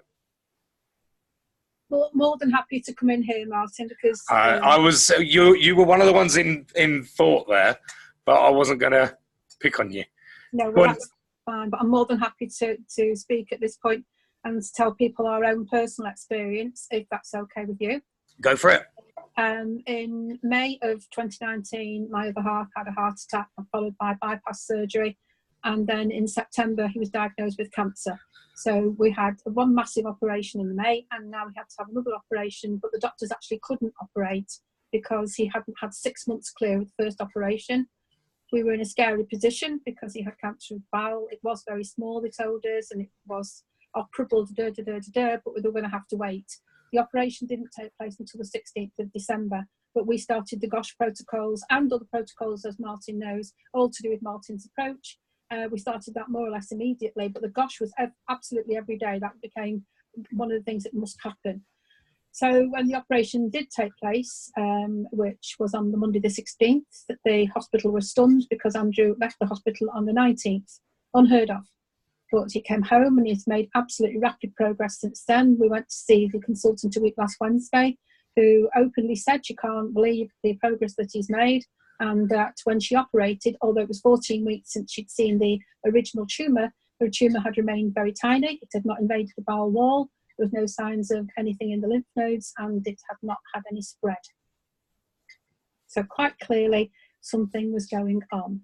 I know what was going on. You know what was going on, don't you, Martin? Yeah, we're just not allowed to state that because we're still set in the old ways of 1939 with certain laws that were never changed or... Absolutely, and I was more than happy then, with Andrew's permission, to wrote a piece, put it on Martin's wall, which actually says in writing, because there's no getting away from facts. They are facts. Yeah. Okay. And I thank you for that. Margaret, can I just ask? Yes. Did the surgeon or the consultant ask you what your husband had been doing for the past 3 or 4 weeks? No, but I told her. I did tell her, because of the fact that he had had the heart attack, the bypass surgery, and had made rapid recovery after that as well. I should have said that earlier. He made rapid recovery after that because I was using the RPET on him. So that combined with what had happened to him then. Oh, I should have said something. He's 70, but he doesn't look it, and he doesn't feel it, he doesn't act it. He's recently... Sorry, really? Seriously. Is he around? Yes. Do you want him? Yeah. I'll give him a shout. There's no way he's 70. He's 70. He was 70 last April. I want to know his old secrets. He's back at the gym 6 weeks after his second major surgery, and when he did the assessment for the National Health last week, he can't get over it. He simply can't get over it. 1 minute. There's no way that guy's 70. I've worked with him on several occasions. I've sort of seen him in sort of close up on that. I want to know his other secrets. He's got something else going on. He's got that fountain of youth. But the thing about all of that, and again, going back to the NHS thing and getting in there, it's quite clear that what Margaret and her husband have been through made a massive change, but totally ignored by the consultants and the doctors. Hello, I'll shut up now. Right. Hi. Andrew, I want you to draw me a map. And I want you to show me exactly where that fountain of youth is. There's no way you're 70. Sorry? There's no way you're 70. I am, I'm afraid. Bloody hell. 70 and 7 months. Almost 71. I'm sorry, this is going public on Facebook as well. That's it. 71 in April. No, I've got to say, you look good for it, mate. You really look good for it. Thank you. Been doing very well. I thought I was looking good for 21. No, thanks for that. Thanks for coming on there. But yeah, we're just talking about your health and that and phenomenal stuff. Yeah, That's brilliant. all right. Thank you for what you did for me as well before. No, you're my pleasure, sir. My pleasure. That's what I'm here for. Thank you. Okay, so that was Gosh anyway. And that was really the initial training for rapid pain elimination therapy. But one of the things that has always sat with me is I don't just want to resolve issues. And this was a personal thing for me as well. A lot of people go into therapy and, careful how I say it, a lot of people go into therapy because they needed the therapy themselves or they've resolved issues themselves. Whereas one of my goals of going into it is I've always felt there's something holding back and we are capable of so much more. So one of my internal goals with the Sanomentology is to help people not just resolve an issue and feel better and get on with their life, but to help them reach their full potentials, to help them actually strive and be better than what they ever believed they could be. So I started on the track of working with or writing other stuff. And some of it, as people know on the train, is very woo-woo. I have some very wild and wonderful ideas that Lewis Carroll will be proud of. Those who don't know, that's Alice in Wonderland author. There are some wild and wonderful ideas that come out in the training. But we then developed, which one was next? The Awakening, I think. And that was based on the idea of retrieving forgotten knowledge, forgotten skills, not just in our lifetime, but in our evolution, and accessing possible knowledge that is outside of our current reach. People talk about sort of the collective consciousness and ideas being out there that you can access and stuff. So I wrote The Awakening with a view to accessing that sort of information, but also retrieving stuff that we've forgotten both as a individual and a species. And there was some great stuff from there. I then, the question that was often asked of me is how I trust my unconscious so much. When I'm doing therapy and very often most of my business. No worries, Kevin. I hand over everything to the unconscious and I don't do it consciously. And loads of people were asking, how do you do that? And my answer at the time was, I don't know. But then I came in and I wrote the Unity process, which is an extension of steps, but then with some more stuff built in. And that was a way of working with the unconscious and the conscious together to actually get them to team up and work together. Then on talking about, and this has started, it started to come out with the free spa work that I did, working with Randy Konikoff, who's an addiction specialist in America. One of the things that came up with free spa in my mind, and even more so with PTSD, was the idea of unfinished business. No, that's not where we went with Schrodinger. The next one was Schrodinger. The idea of that was, rather than dealing with a specific event from the past, even when they were a child, that caused everything else to happen, I thought one of the things that isn't dealt with generally in therapy is all the very tiny issues that happen throughout somebody's life. So just sort of having a bit of a bad day and bumping into somebody in the street and grumping at them, or a multitude of tiny little events throughout your life that have gone in and accumulatively have built up. So the Schrödinger was written to address those. And it was written with the idea that every event that has been dealt with, that is finished, the amygdala's job is, or one of the amygdala's jobs is to tie an emotion to it. And obviously we all know about the positive ones. You hear a song that makes you feel good, the smell of baked bread, things like that. But there's negative stuff as well. So the Schrödinger was written to actually change the emotions that were tied to individual memories of events from the past, but all the little ones that have built up over the years. Because the unconscious doesn't know the difference between reality or fantasy, and it has no built-in timeline, when something gets changed at that level, it becomes the new reality. So it gives the unconscious the opportunity to change the programming at that level. But then I thought, what about the stuff that hasn't been released? And what keyed this off was I was doing a storytelling course, and I was thinking about nested loops. Now, nested loop, for those that don't know, it's the narrator would start a story and then end it at a crucial point and start a new story.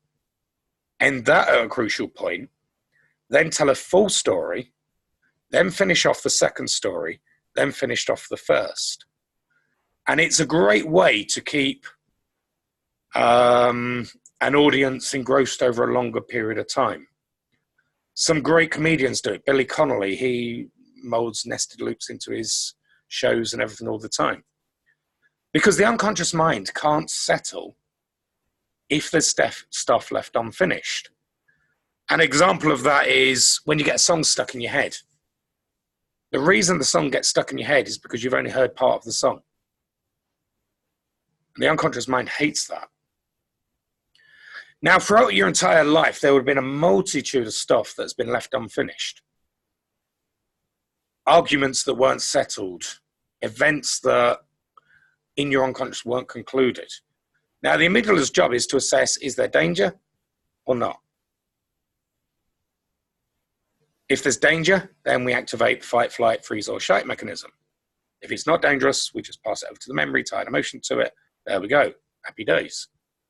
But when it hasn't had the opportunity to make that decision of whether the danger has passed, it will lock itself into the amygdala, and the amygdala physically grows.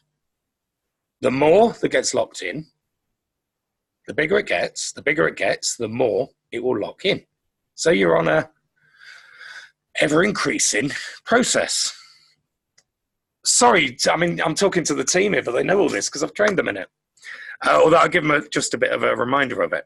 This is more for you sort of guys as guests and the ones that are going to watch it after. So I initially, and it came off the top of my head when I was working with a client, I threw into the program the idea of the unfinished business, and the unconscious responded phenomenally. And I got a result that was far better than ones I'd got previously. Much more sort of enthusiastic about it.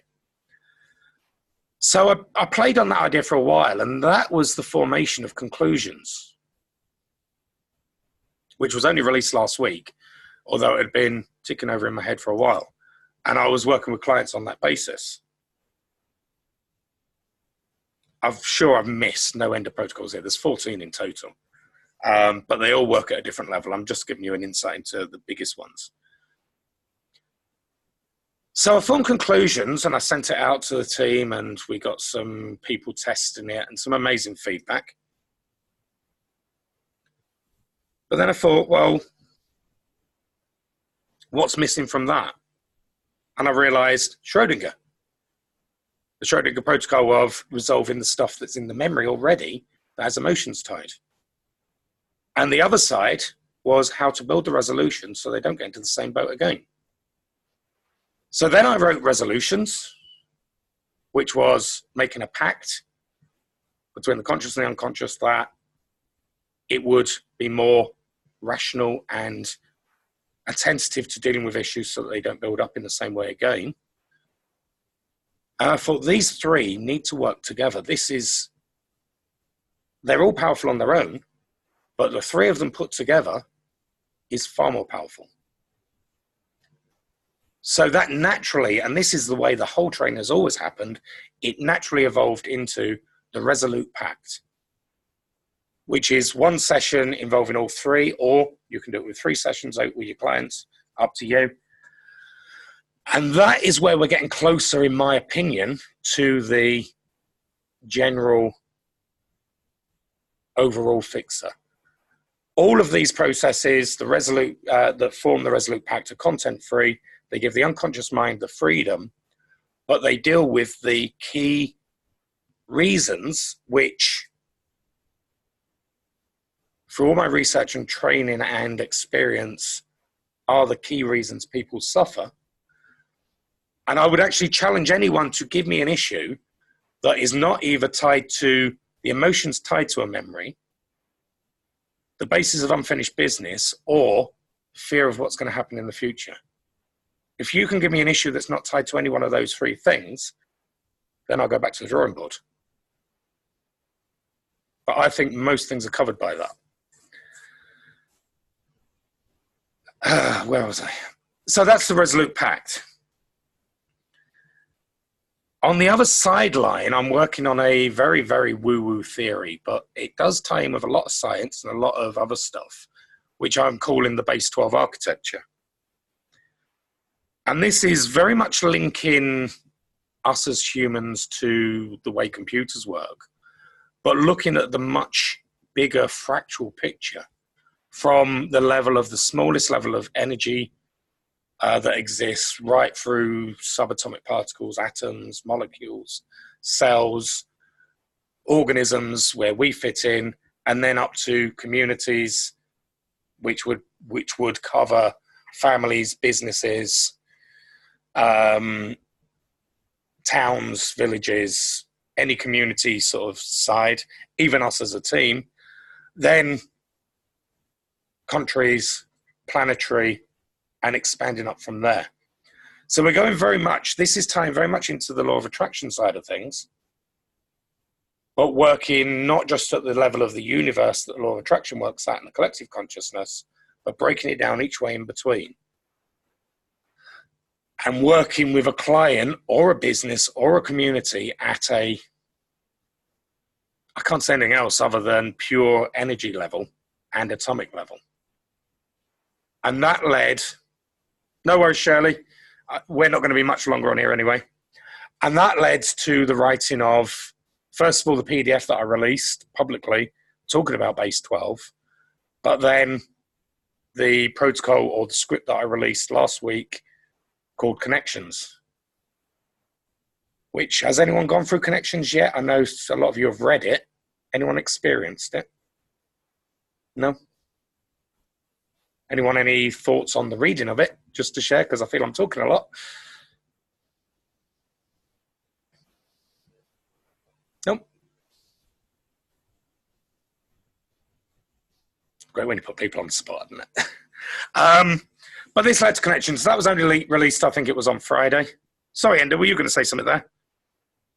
Yeah, you seemed to be. You seem to need someone to come in. I went through the script last night. I went through it, and just kind of broke it down. I'll just jump in there, Ender. That picture that you put on really made me think about it as well. You had a picture of your face breaking apart. Oh yeah, like the Matrix. I thought something like that will be a great logo, but not with your face, obviously. Yeah. I can see that working. But yeah, I split it all the way down, and yeah, I suppose one thing was when you're at pure energy, I was wondering, well, surely pure energy has a consciousness as well. Well, that's the whole point. Yeah. Did you read the Base 12? Did you read the Base 12 architecture PDF?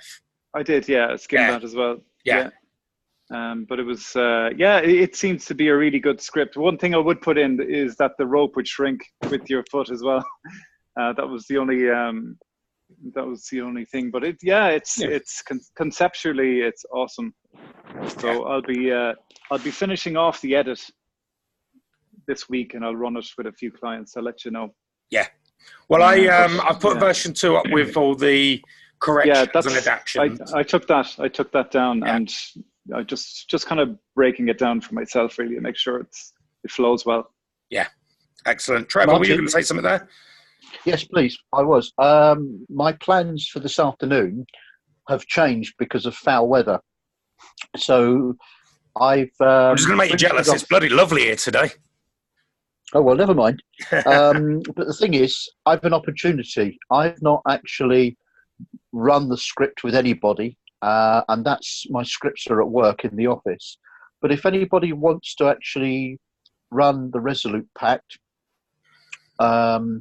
or conclusions, no, I cannot remember you can the count name me of the in, last Trev. one. Connections is the latest. That's the one we're talking about now.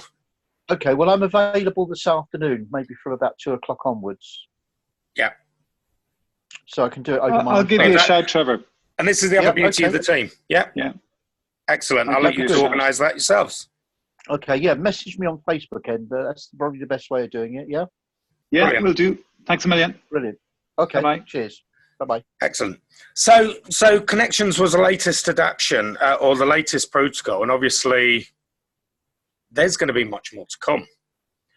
Now, the other side of the training is obviously we've got the individual niches, the free spa for addictions, the create freedom for PTSD, the yes, your esteemed self for weight management. Although I'm starting to move away from the idea of weight management and more towards feeling better about yourself, because I think that's the key answer of why people want weight management. They want to feel better about themselves, and I'm sort of more geared at that angle at the moment.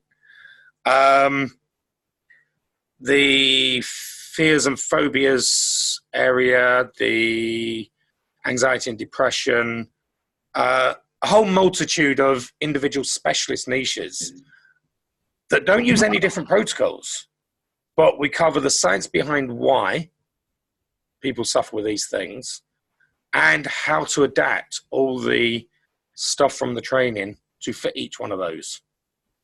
So, for example, the Free Spa, the addiction program, there is no new protocol in it. We spend a day talking about the science of addictions at the key level of understanding why they happen. And then we talk about how to structure what you've already learned with a few different adaptations in it to resolve it. And the feedback on the Free Spa has been phenomenal. The success rate, even after a single session, when it's supposed to be a 4-session program, has been no less than outstanding. At the beginning of this call, before we started recording, we were talking about a few that had just resolved stuff in that first session and were no longer addicted. So that's the sort of thing you're getting from the team. And when I'm sort of going on a bit of a sales pitch now, intentionally, unintentionally, I don't know. For those that are watching, when you sign up, it's not signing up to the training. You're signing up to this. You're signing up to this team. This is just a fraction. There's 223 people around the world. You're signing up to be part of that team, to use the brands that are becoming more and more recognized. And the training never stops. There's been a few comments, which I'm not really going to act on because I can't help me, saying that the amount of stuff that's coming out is a bit overwhelming. There's way too much, but you don't have to use it all. You don't have to you take what you like from it, what you need. If you only want to deal with one specific thing, take what you need. There are elements that people disagree with, but the opportunity is always there. You attend the training as often as you like. I'm not limited for space. I could fit 100 people in this room and 100 people on Zoom. People can attend as much as they like. They don't even have to let me know. So you keep coming back to the training. When something new comes out, you've got the access to it. Just an ongoing process, if you like, for life. So you never have to pay for CPD again. If you're with a company that says you have to have so much CPD a year, you've got it without having to pay. I don't know what the price for CPD is these days. But that's what it's all about. It's about setting up, no worries, Kirsty. It's about setting up a system, a network of people that are all still self-employed, but they don't have that loneliness of self-employment. They can feel part of a team in the same way as a international company, but without the commitment and the stress of being employed by that team. So you can literally have your cake and eat it in this program. You do what you like with it. The support, not just from myself, but from other members of the team, is phenomenal. The interaction, we have a laugh. There's a group that's purely for chill out and having a laugh, where we share funny things. It's the team that makes this. Yeah, Sanomentology and the programs are great, but it's the members that make it that unique selling point, the USP, if you like. Anyone, anything to add on that as team members, or any questions from those who aren't team members? And obviously those who are watching offline, if you've got any questions, just post them in the comments and somebody will answer back. Thank you, Anne. Anne's just put in the messages, I would highly recommend the processes and the continued support. Thank you.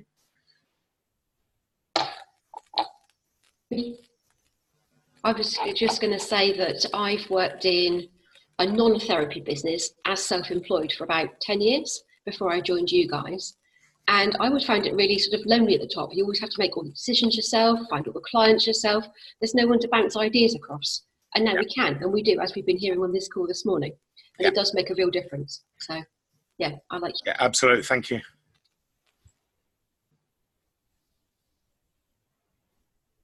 Everyone else is very quiet. But they're here this morning. It's somebody wandering around outside my window. Hello. No. If you're watching this on Facebook later, I didn't mean to be rude. Probably doesn't even realise where we are. It's B. It's B. And has just put it's B. What do you mean? Oh, it's been life-changing for me. Yeah. Press enter at the wrong point there. But that's the general view, and within the team, and I hope they don't mind me speaking for them, there is a good number of people that have been hypnotherapists for many, many years. And they have come to me and said publicly, they don't do hypnotherapy anymore, or very seldom. They don't need it, because they're finding these protocols, these methods, do the work in a quarter or a tenth of the time so much more effectively. And obviously the name, the Sanomentology, and that moves away from the stigma that hypnotherapists have of, oh, you're not going to make me cluck like a chicken, are you? Yes, if you want me to, but it's extra. It gets away from that sort of stigma. That's all I'm going to do on the selling, apart from say, if you are interested, get in touch with me for great discounts to the advertised pricing, because it is all about building the team for me. Kurt, it not only gave me my life back, took the pain, gave me hope, but I found a family to work with. Absolutely, and I see all the members on here as family. And as Lilo and Stitch say, it means nobody gets left behind. My view, also cute and fluffy. Oh, that's just me though, isn't it, Kurt? Sorry. My passion, my drive, my end goal for this is to bring the network of therapists, the 223 we've got now, the thousands we're going to have in the future, all to the same level and same standard as equals to me. I mean, the team I'm sure will agree with me. It's not I'm in charge. Oh yes, the resident mascot of the squirrels. That's, yeah, we have a mascot of a squirrel that seems to crop up a lot with clients. That's quite a funny thing going on. I'm sure the team will agree with me. It's not I'm in charge and I rule the roost. It is very much a case of we are a team and I'm as equal as you lot. And I try to step back a little bit and just do the creation and the training. But we've got people coming in doing the training. We've got people just sort of expanding on stuff. It's not a hierarchy situation. I don't want to be that. I'm not a overseer of things. What somebody once said to me, be careful putting yourself on a pedestal because it can be a long fall. And my immediate natural response was, I'm not building a pedestal, I'm building a platform. And that platform's got space for a lot of people at the top. And that almost became my philosophy in what we're doing. That makes sense? I was also really proud of the comeback as well. I was really impressed with that instant comeback, but yeah, that's just me. My unconscious does perform good wit sometimes. So, back over to you guys. Any questions from anyone, team members or non-team members? I've just seen Anthony's joined us. How you doing, Anthony? Yeah, any questions from anyone? Anything anyone wants to add? Martin? Yes, Julia. I don't know whether this is a silly question or not, but there's no such thing as a silly question. I've got a couple of people that I'd like to forward the recording of this meeting to, not team members, obviously. And how do I do that? Well, I'm going to share. I'm not sure how long it's going to take because it's got to convert on my laptop first. But I'm going to share the video on my wall on Facebook and across all the pages. So you can either share my post or just tag them in it. Just share it from there. Yeah, you can share it from there or tag them in it. Can I come in here, Martin? Yes, Trevor. I've just been sharing the hell out of the post on my page. I think Helen gave me a like. So if anyone wants to have a little look at that, but say a tad about me, but I've put all the keywords and all the hashtags in there, and I've just shared it across about 20 platforms across the Southwest. Yeah, brilliant. And on the worldwide. So what I'll do is I'll edit it to include the link to the video when you've actually got that raised, Martin. Yeah. Tim, I'll answer your question in a moment because it's an answer I don't want to go publicly. And nothing hidden there. It's more of a private conversation there that I don't really want to share out. Alexandra, how does the session look? How long's a piece of string? My average session is usually about 20 minutes. I've done it in as small as 5 minutes, in as long as a couple of hours, and sometimes they go a hell of a lot further. And in answer to your other, during the training, you'll be we discuss what to do.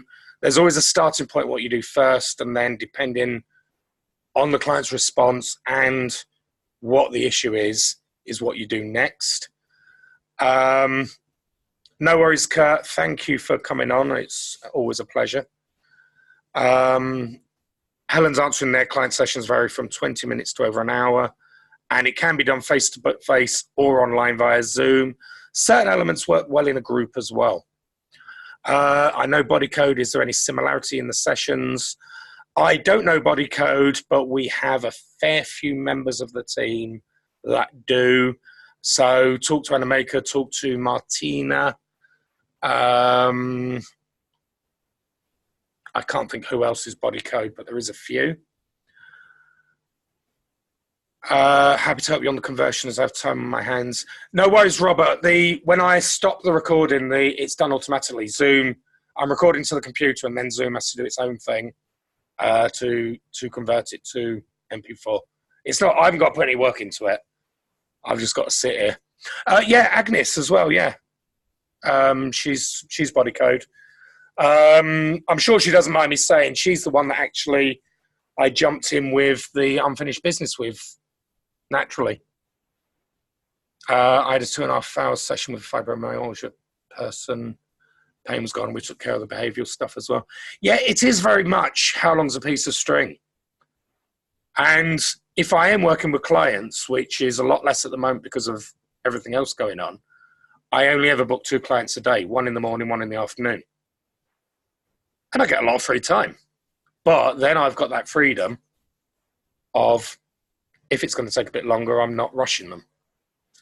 Yeah, Fiona's answer there, the unconscious has no sense of time, so time varies. But generally much quicker than anything else. Generally the sessions, and they'll become faster the more confident and the more you do it. I think a lot of team members could take up to an hour doing an interactive lucid dream. Whereas I can knock the interactive lucid dream out, usually at the deepest levels, in 20, 30 minutes. And that's purely, I wrote it, I know what I'm doing with it, and I've got a huge amount of experience with it. So initially, straight after training, things might take quite a long time. But as you get more confident, as you spot signs, as you trust your unconscious to perform, you will speed up overall. Yeah, and other therapies don't generally do that because you have to follow the same protocol all the way through. Whereas because this is content free, let's say, for example, an interactive lucid dream, you're taking somebody in the dream and you're asking what's going on and guiding them. Initially, you're not going to really have the experience to know where to guide them and what the right questions are in situations. But then as you do more and more clients, you'll spot certain signs that you'll start to bring together to say, oh, I know what's going on here. And if I ask this, that's going to happen. And that'll happen naturally. I can't teach that. It's the same with one of the things I say in training.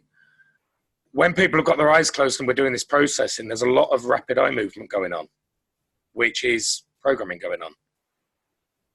And I can actually tell exactly what's going on with the client now, and I know when they're nearly finished, and I know when they're going to open their eyes. But I can't explain that. I can't teach somebody that because it's a pattern that's too intricate for me to talk about. I can just recognize it. And that's something people will do. And that comes into trust in your unconscious, your intuition, your whole, almost reading between the lines, which will come naturally.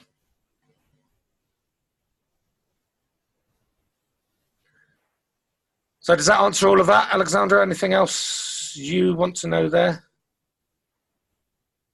Shirley's been very quiet here. I don't know if Shirley's been watching or got any questions. Obviously, Anthony's not a team member, but he's seen a lot of things.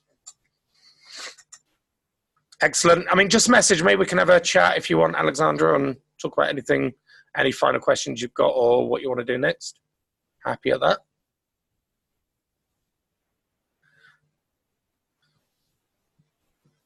Anything from anyone else? Any last words they want to say to the general public? Go on, Margaret, you're waving at me. Sorry, I'm just going to say afterwards, Fiona, can you come on and say that? Because these are just, people aren't going to see the messages. Go on, Margaret, you say your bit.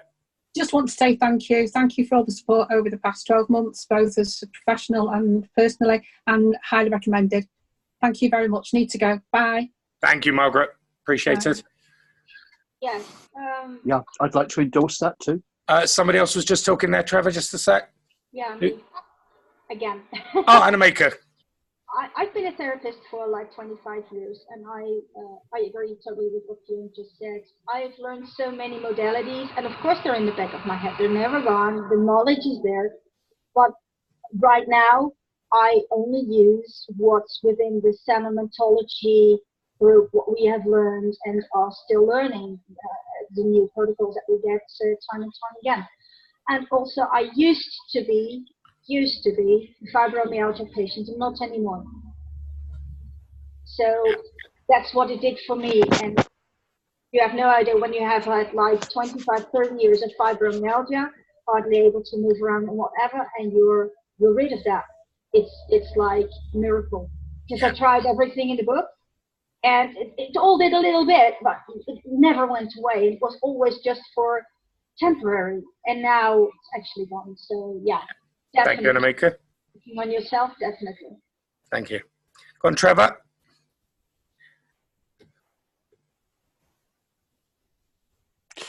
You've unmuted me. Thank you. Yeah. Right. Yeah. I just like to say I've been involved in the field of therapy since 2004. When I first started my formal training, it was very prescriptive. It was very rigid. Encountering Martin, which was out of bloody frustration, really, because I kept seeing your sodding post saying, I've helped so-and-so, so-and-so, so-and-so. And I thought, what is he doing? So it was the best move I made to call you. Was it just over a year ago, I think? I think we're talking quite a bit longer than that, 2 mate. years, maybe. Yeah. Yeah. And I have to say, it's the best thing that I ever discovered. And I'm going to say one thing here now. Look, as therapists, life goes on. It affects all of us. And we all have challenges and issues that come up to face us. And learn is that even going through really difficult personal challenges, whether it be business, relationship-based, personal-based, the therapies that we work with in Sanomentology, give you a kind of resilience to sort of rise above it all. And I know I've experienced that just recently. I would encourage anybody that's thinking about it, really do have a good think and go for it, because it expanded my business massively where, it was struggling for quite a while. That's really what I'd say. The support, friendship, learning, knowledge sharing is really excellent in this group. It's a lovely family. Thank you, Trevor. You're welcome. It's well deserved. Cheers. Anyone else want to add to that? Anyone else got anything to say to the masses? Hi, Martin. I did 2 lots of training before I found yours. I did conversational hypnotherapy plus the basic training, and now I only ever use your protocols. Yeah. No, thank you. And that's a sentiment shared across the board with many sort of members. Excellent.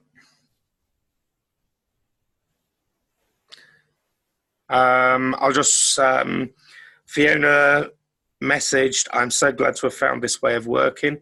I use this above everything else I learnt. So thank you there, Fiona.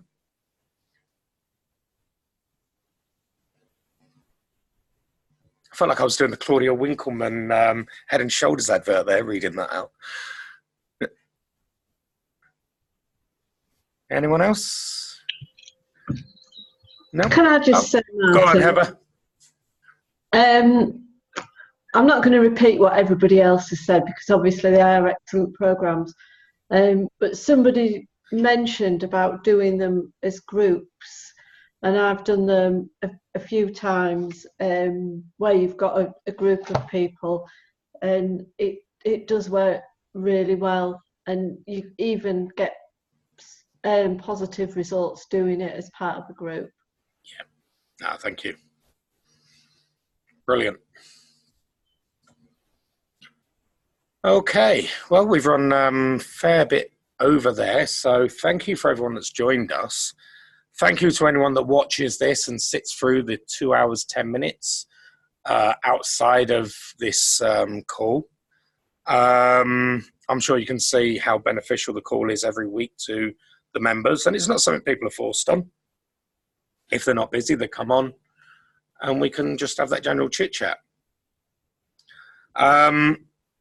So for anyone that's watching outside, anyone that's on here that's not a team member, thanks for that. And if you are interested in joining us in becoming part of this team, then drop me a message, have a look at my wall. There's always information going on. And come join this family, because it really is a great family. If you're not friends with me on Facebook, you've seen it elsewhere. Well, my name's at the top, Martin Rothery. Find me, send me a friend request. Happy to join and help wherever we can. So, thank you to everybody in the team. Thank you to the guests that have joined us. You got something to add there, Trevor? No, if you could just hang around, I just got something to share with you after the... Yeah, no worries.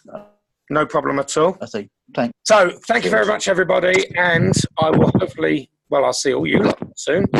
Hopefully, people that are watching, I will get to meet and talk to you guys as well. So, thank you, everybody.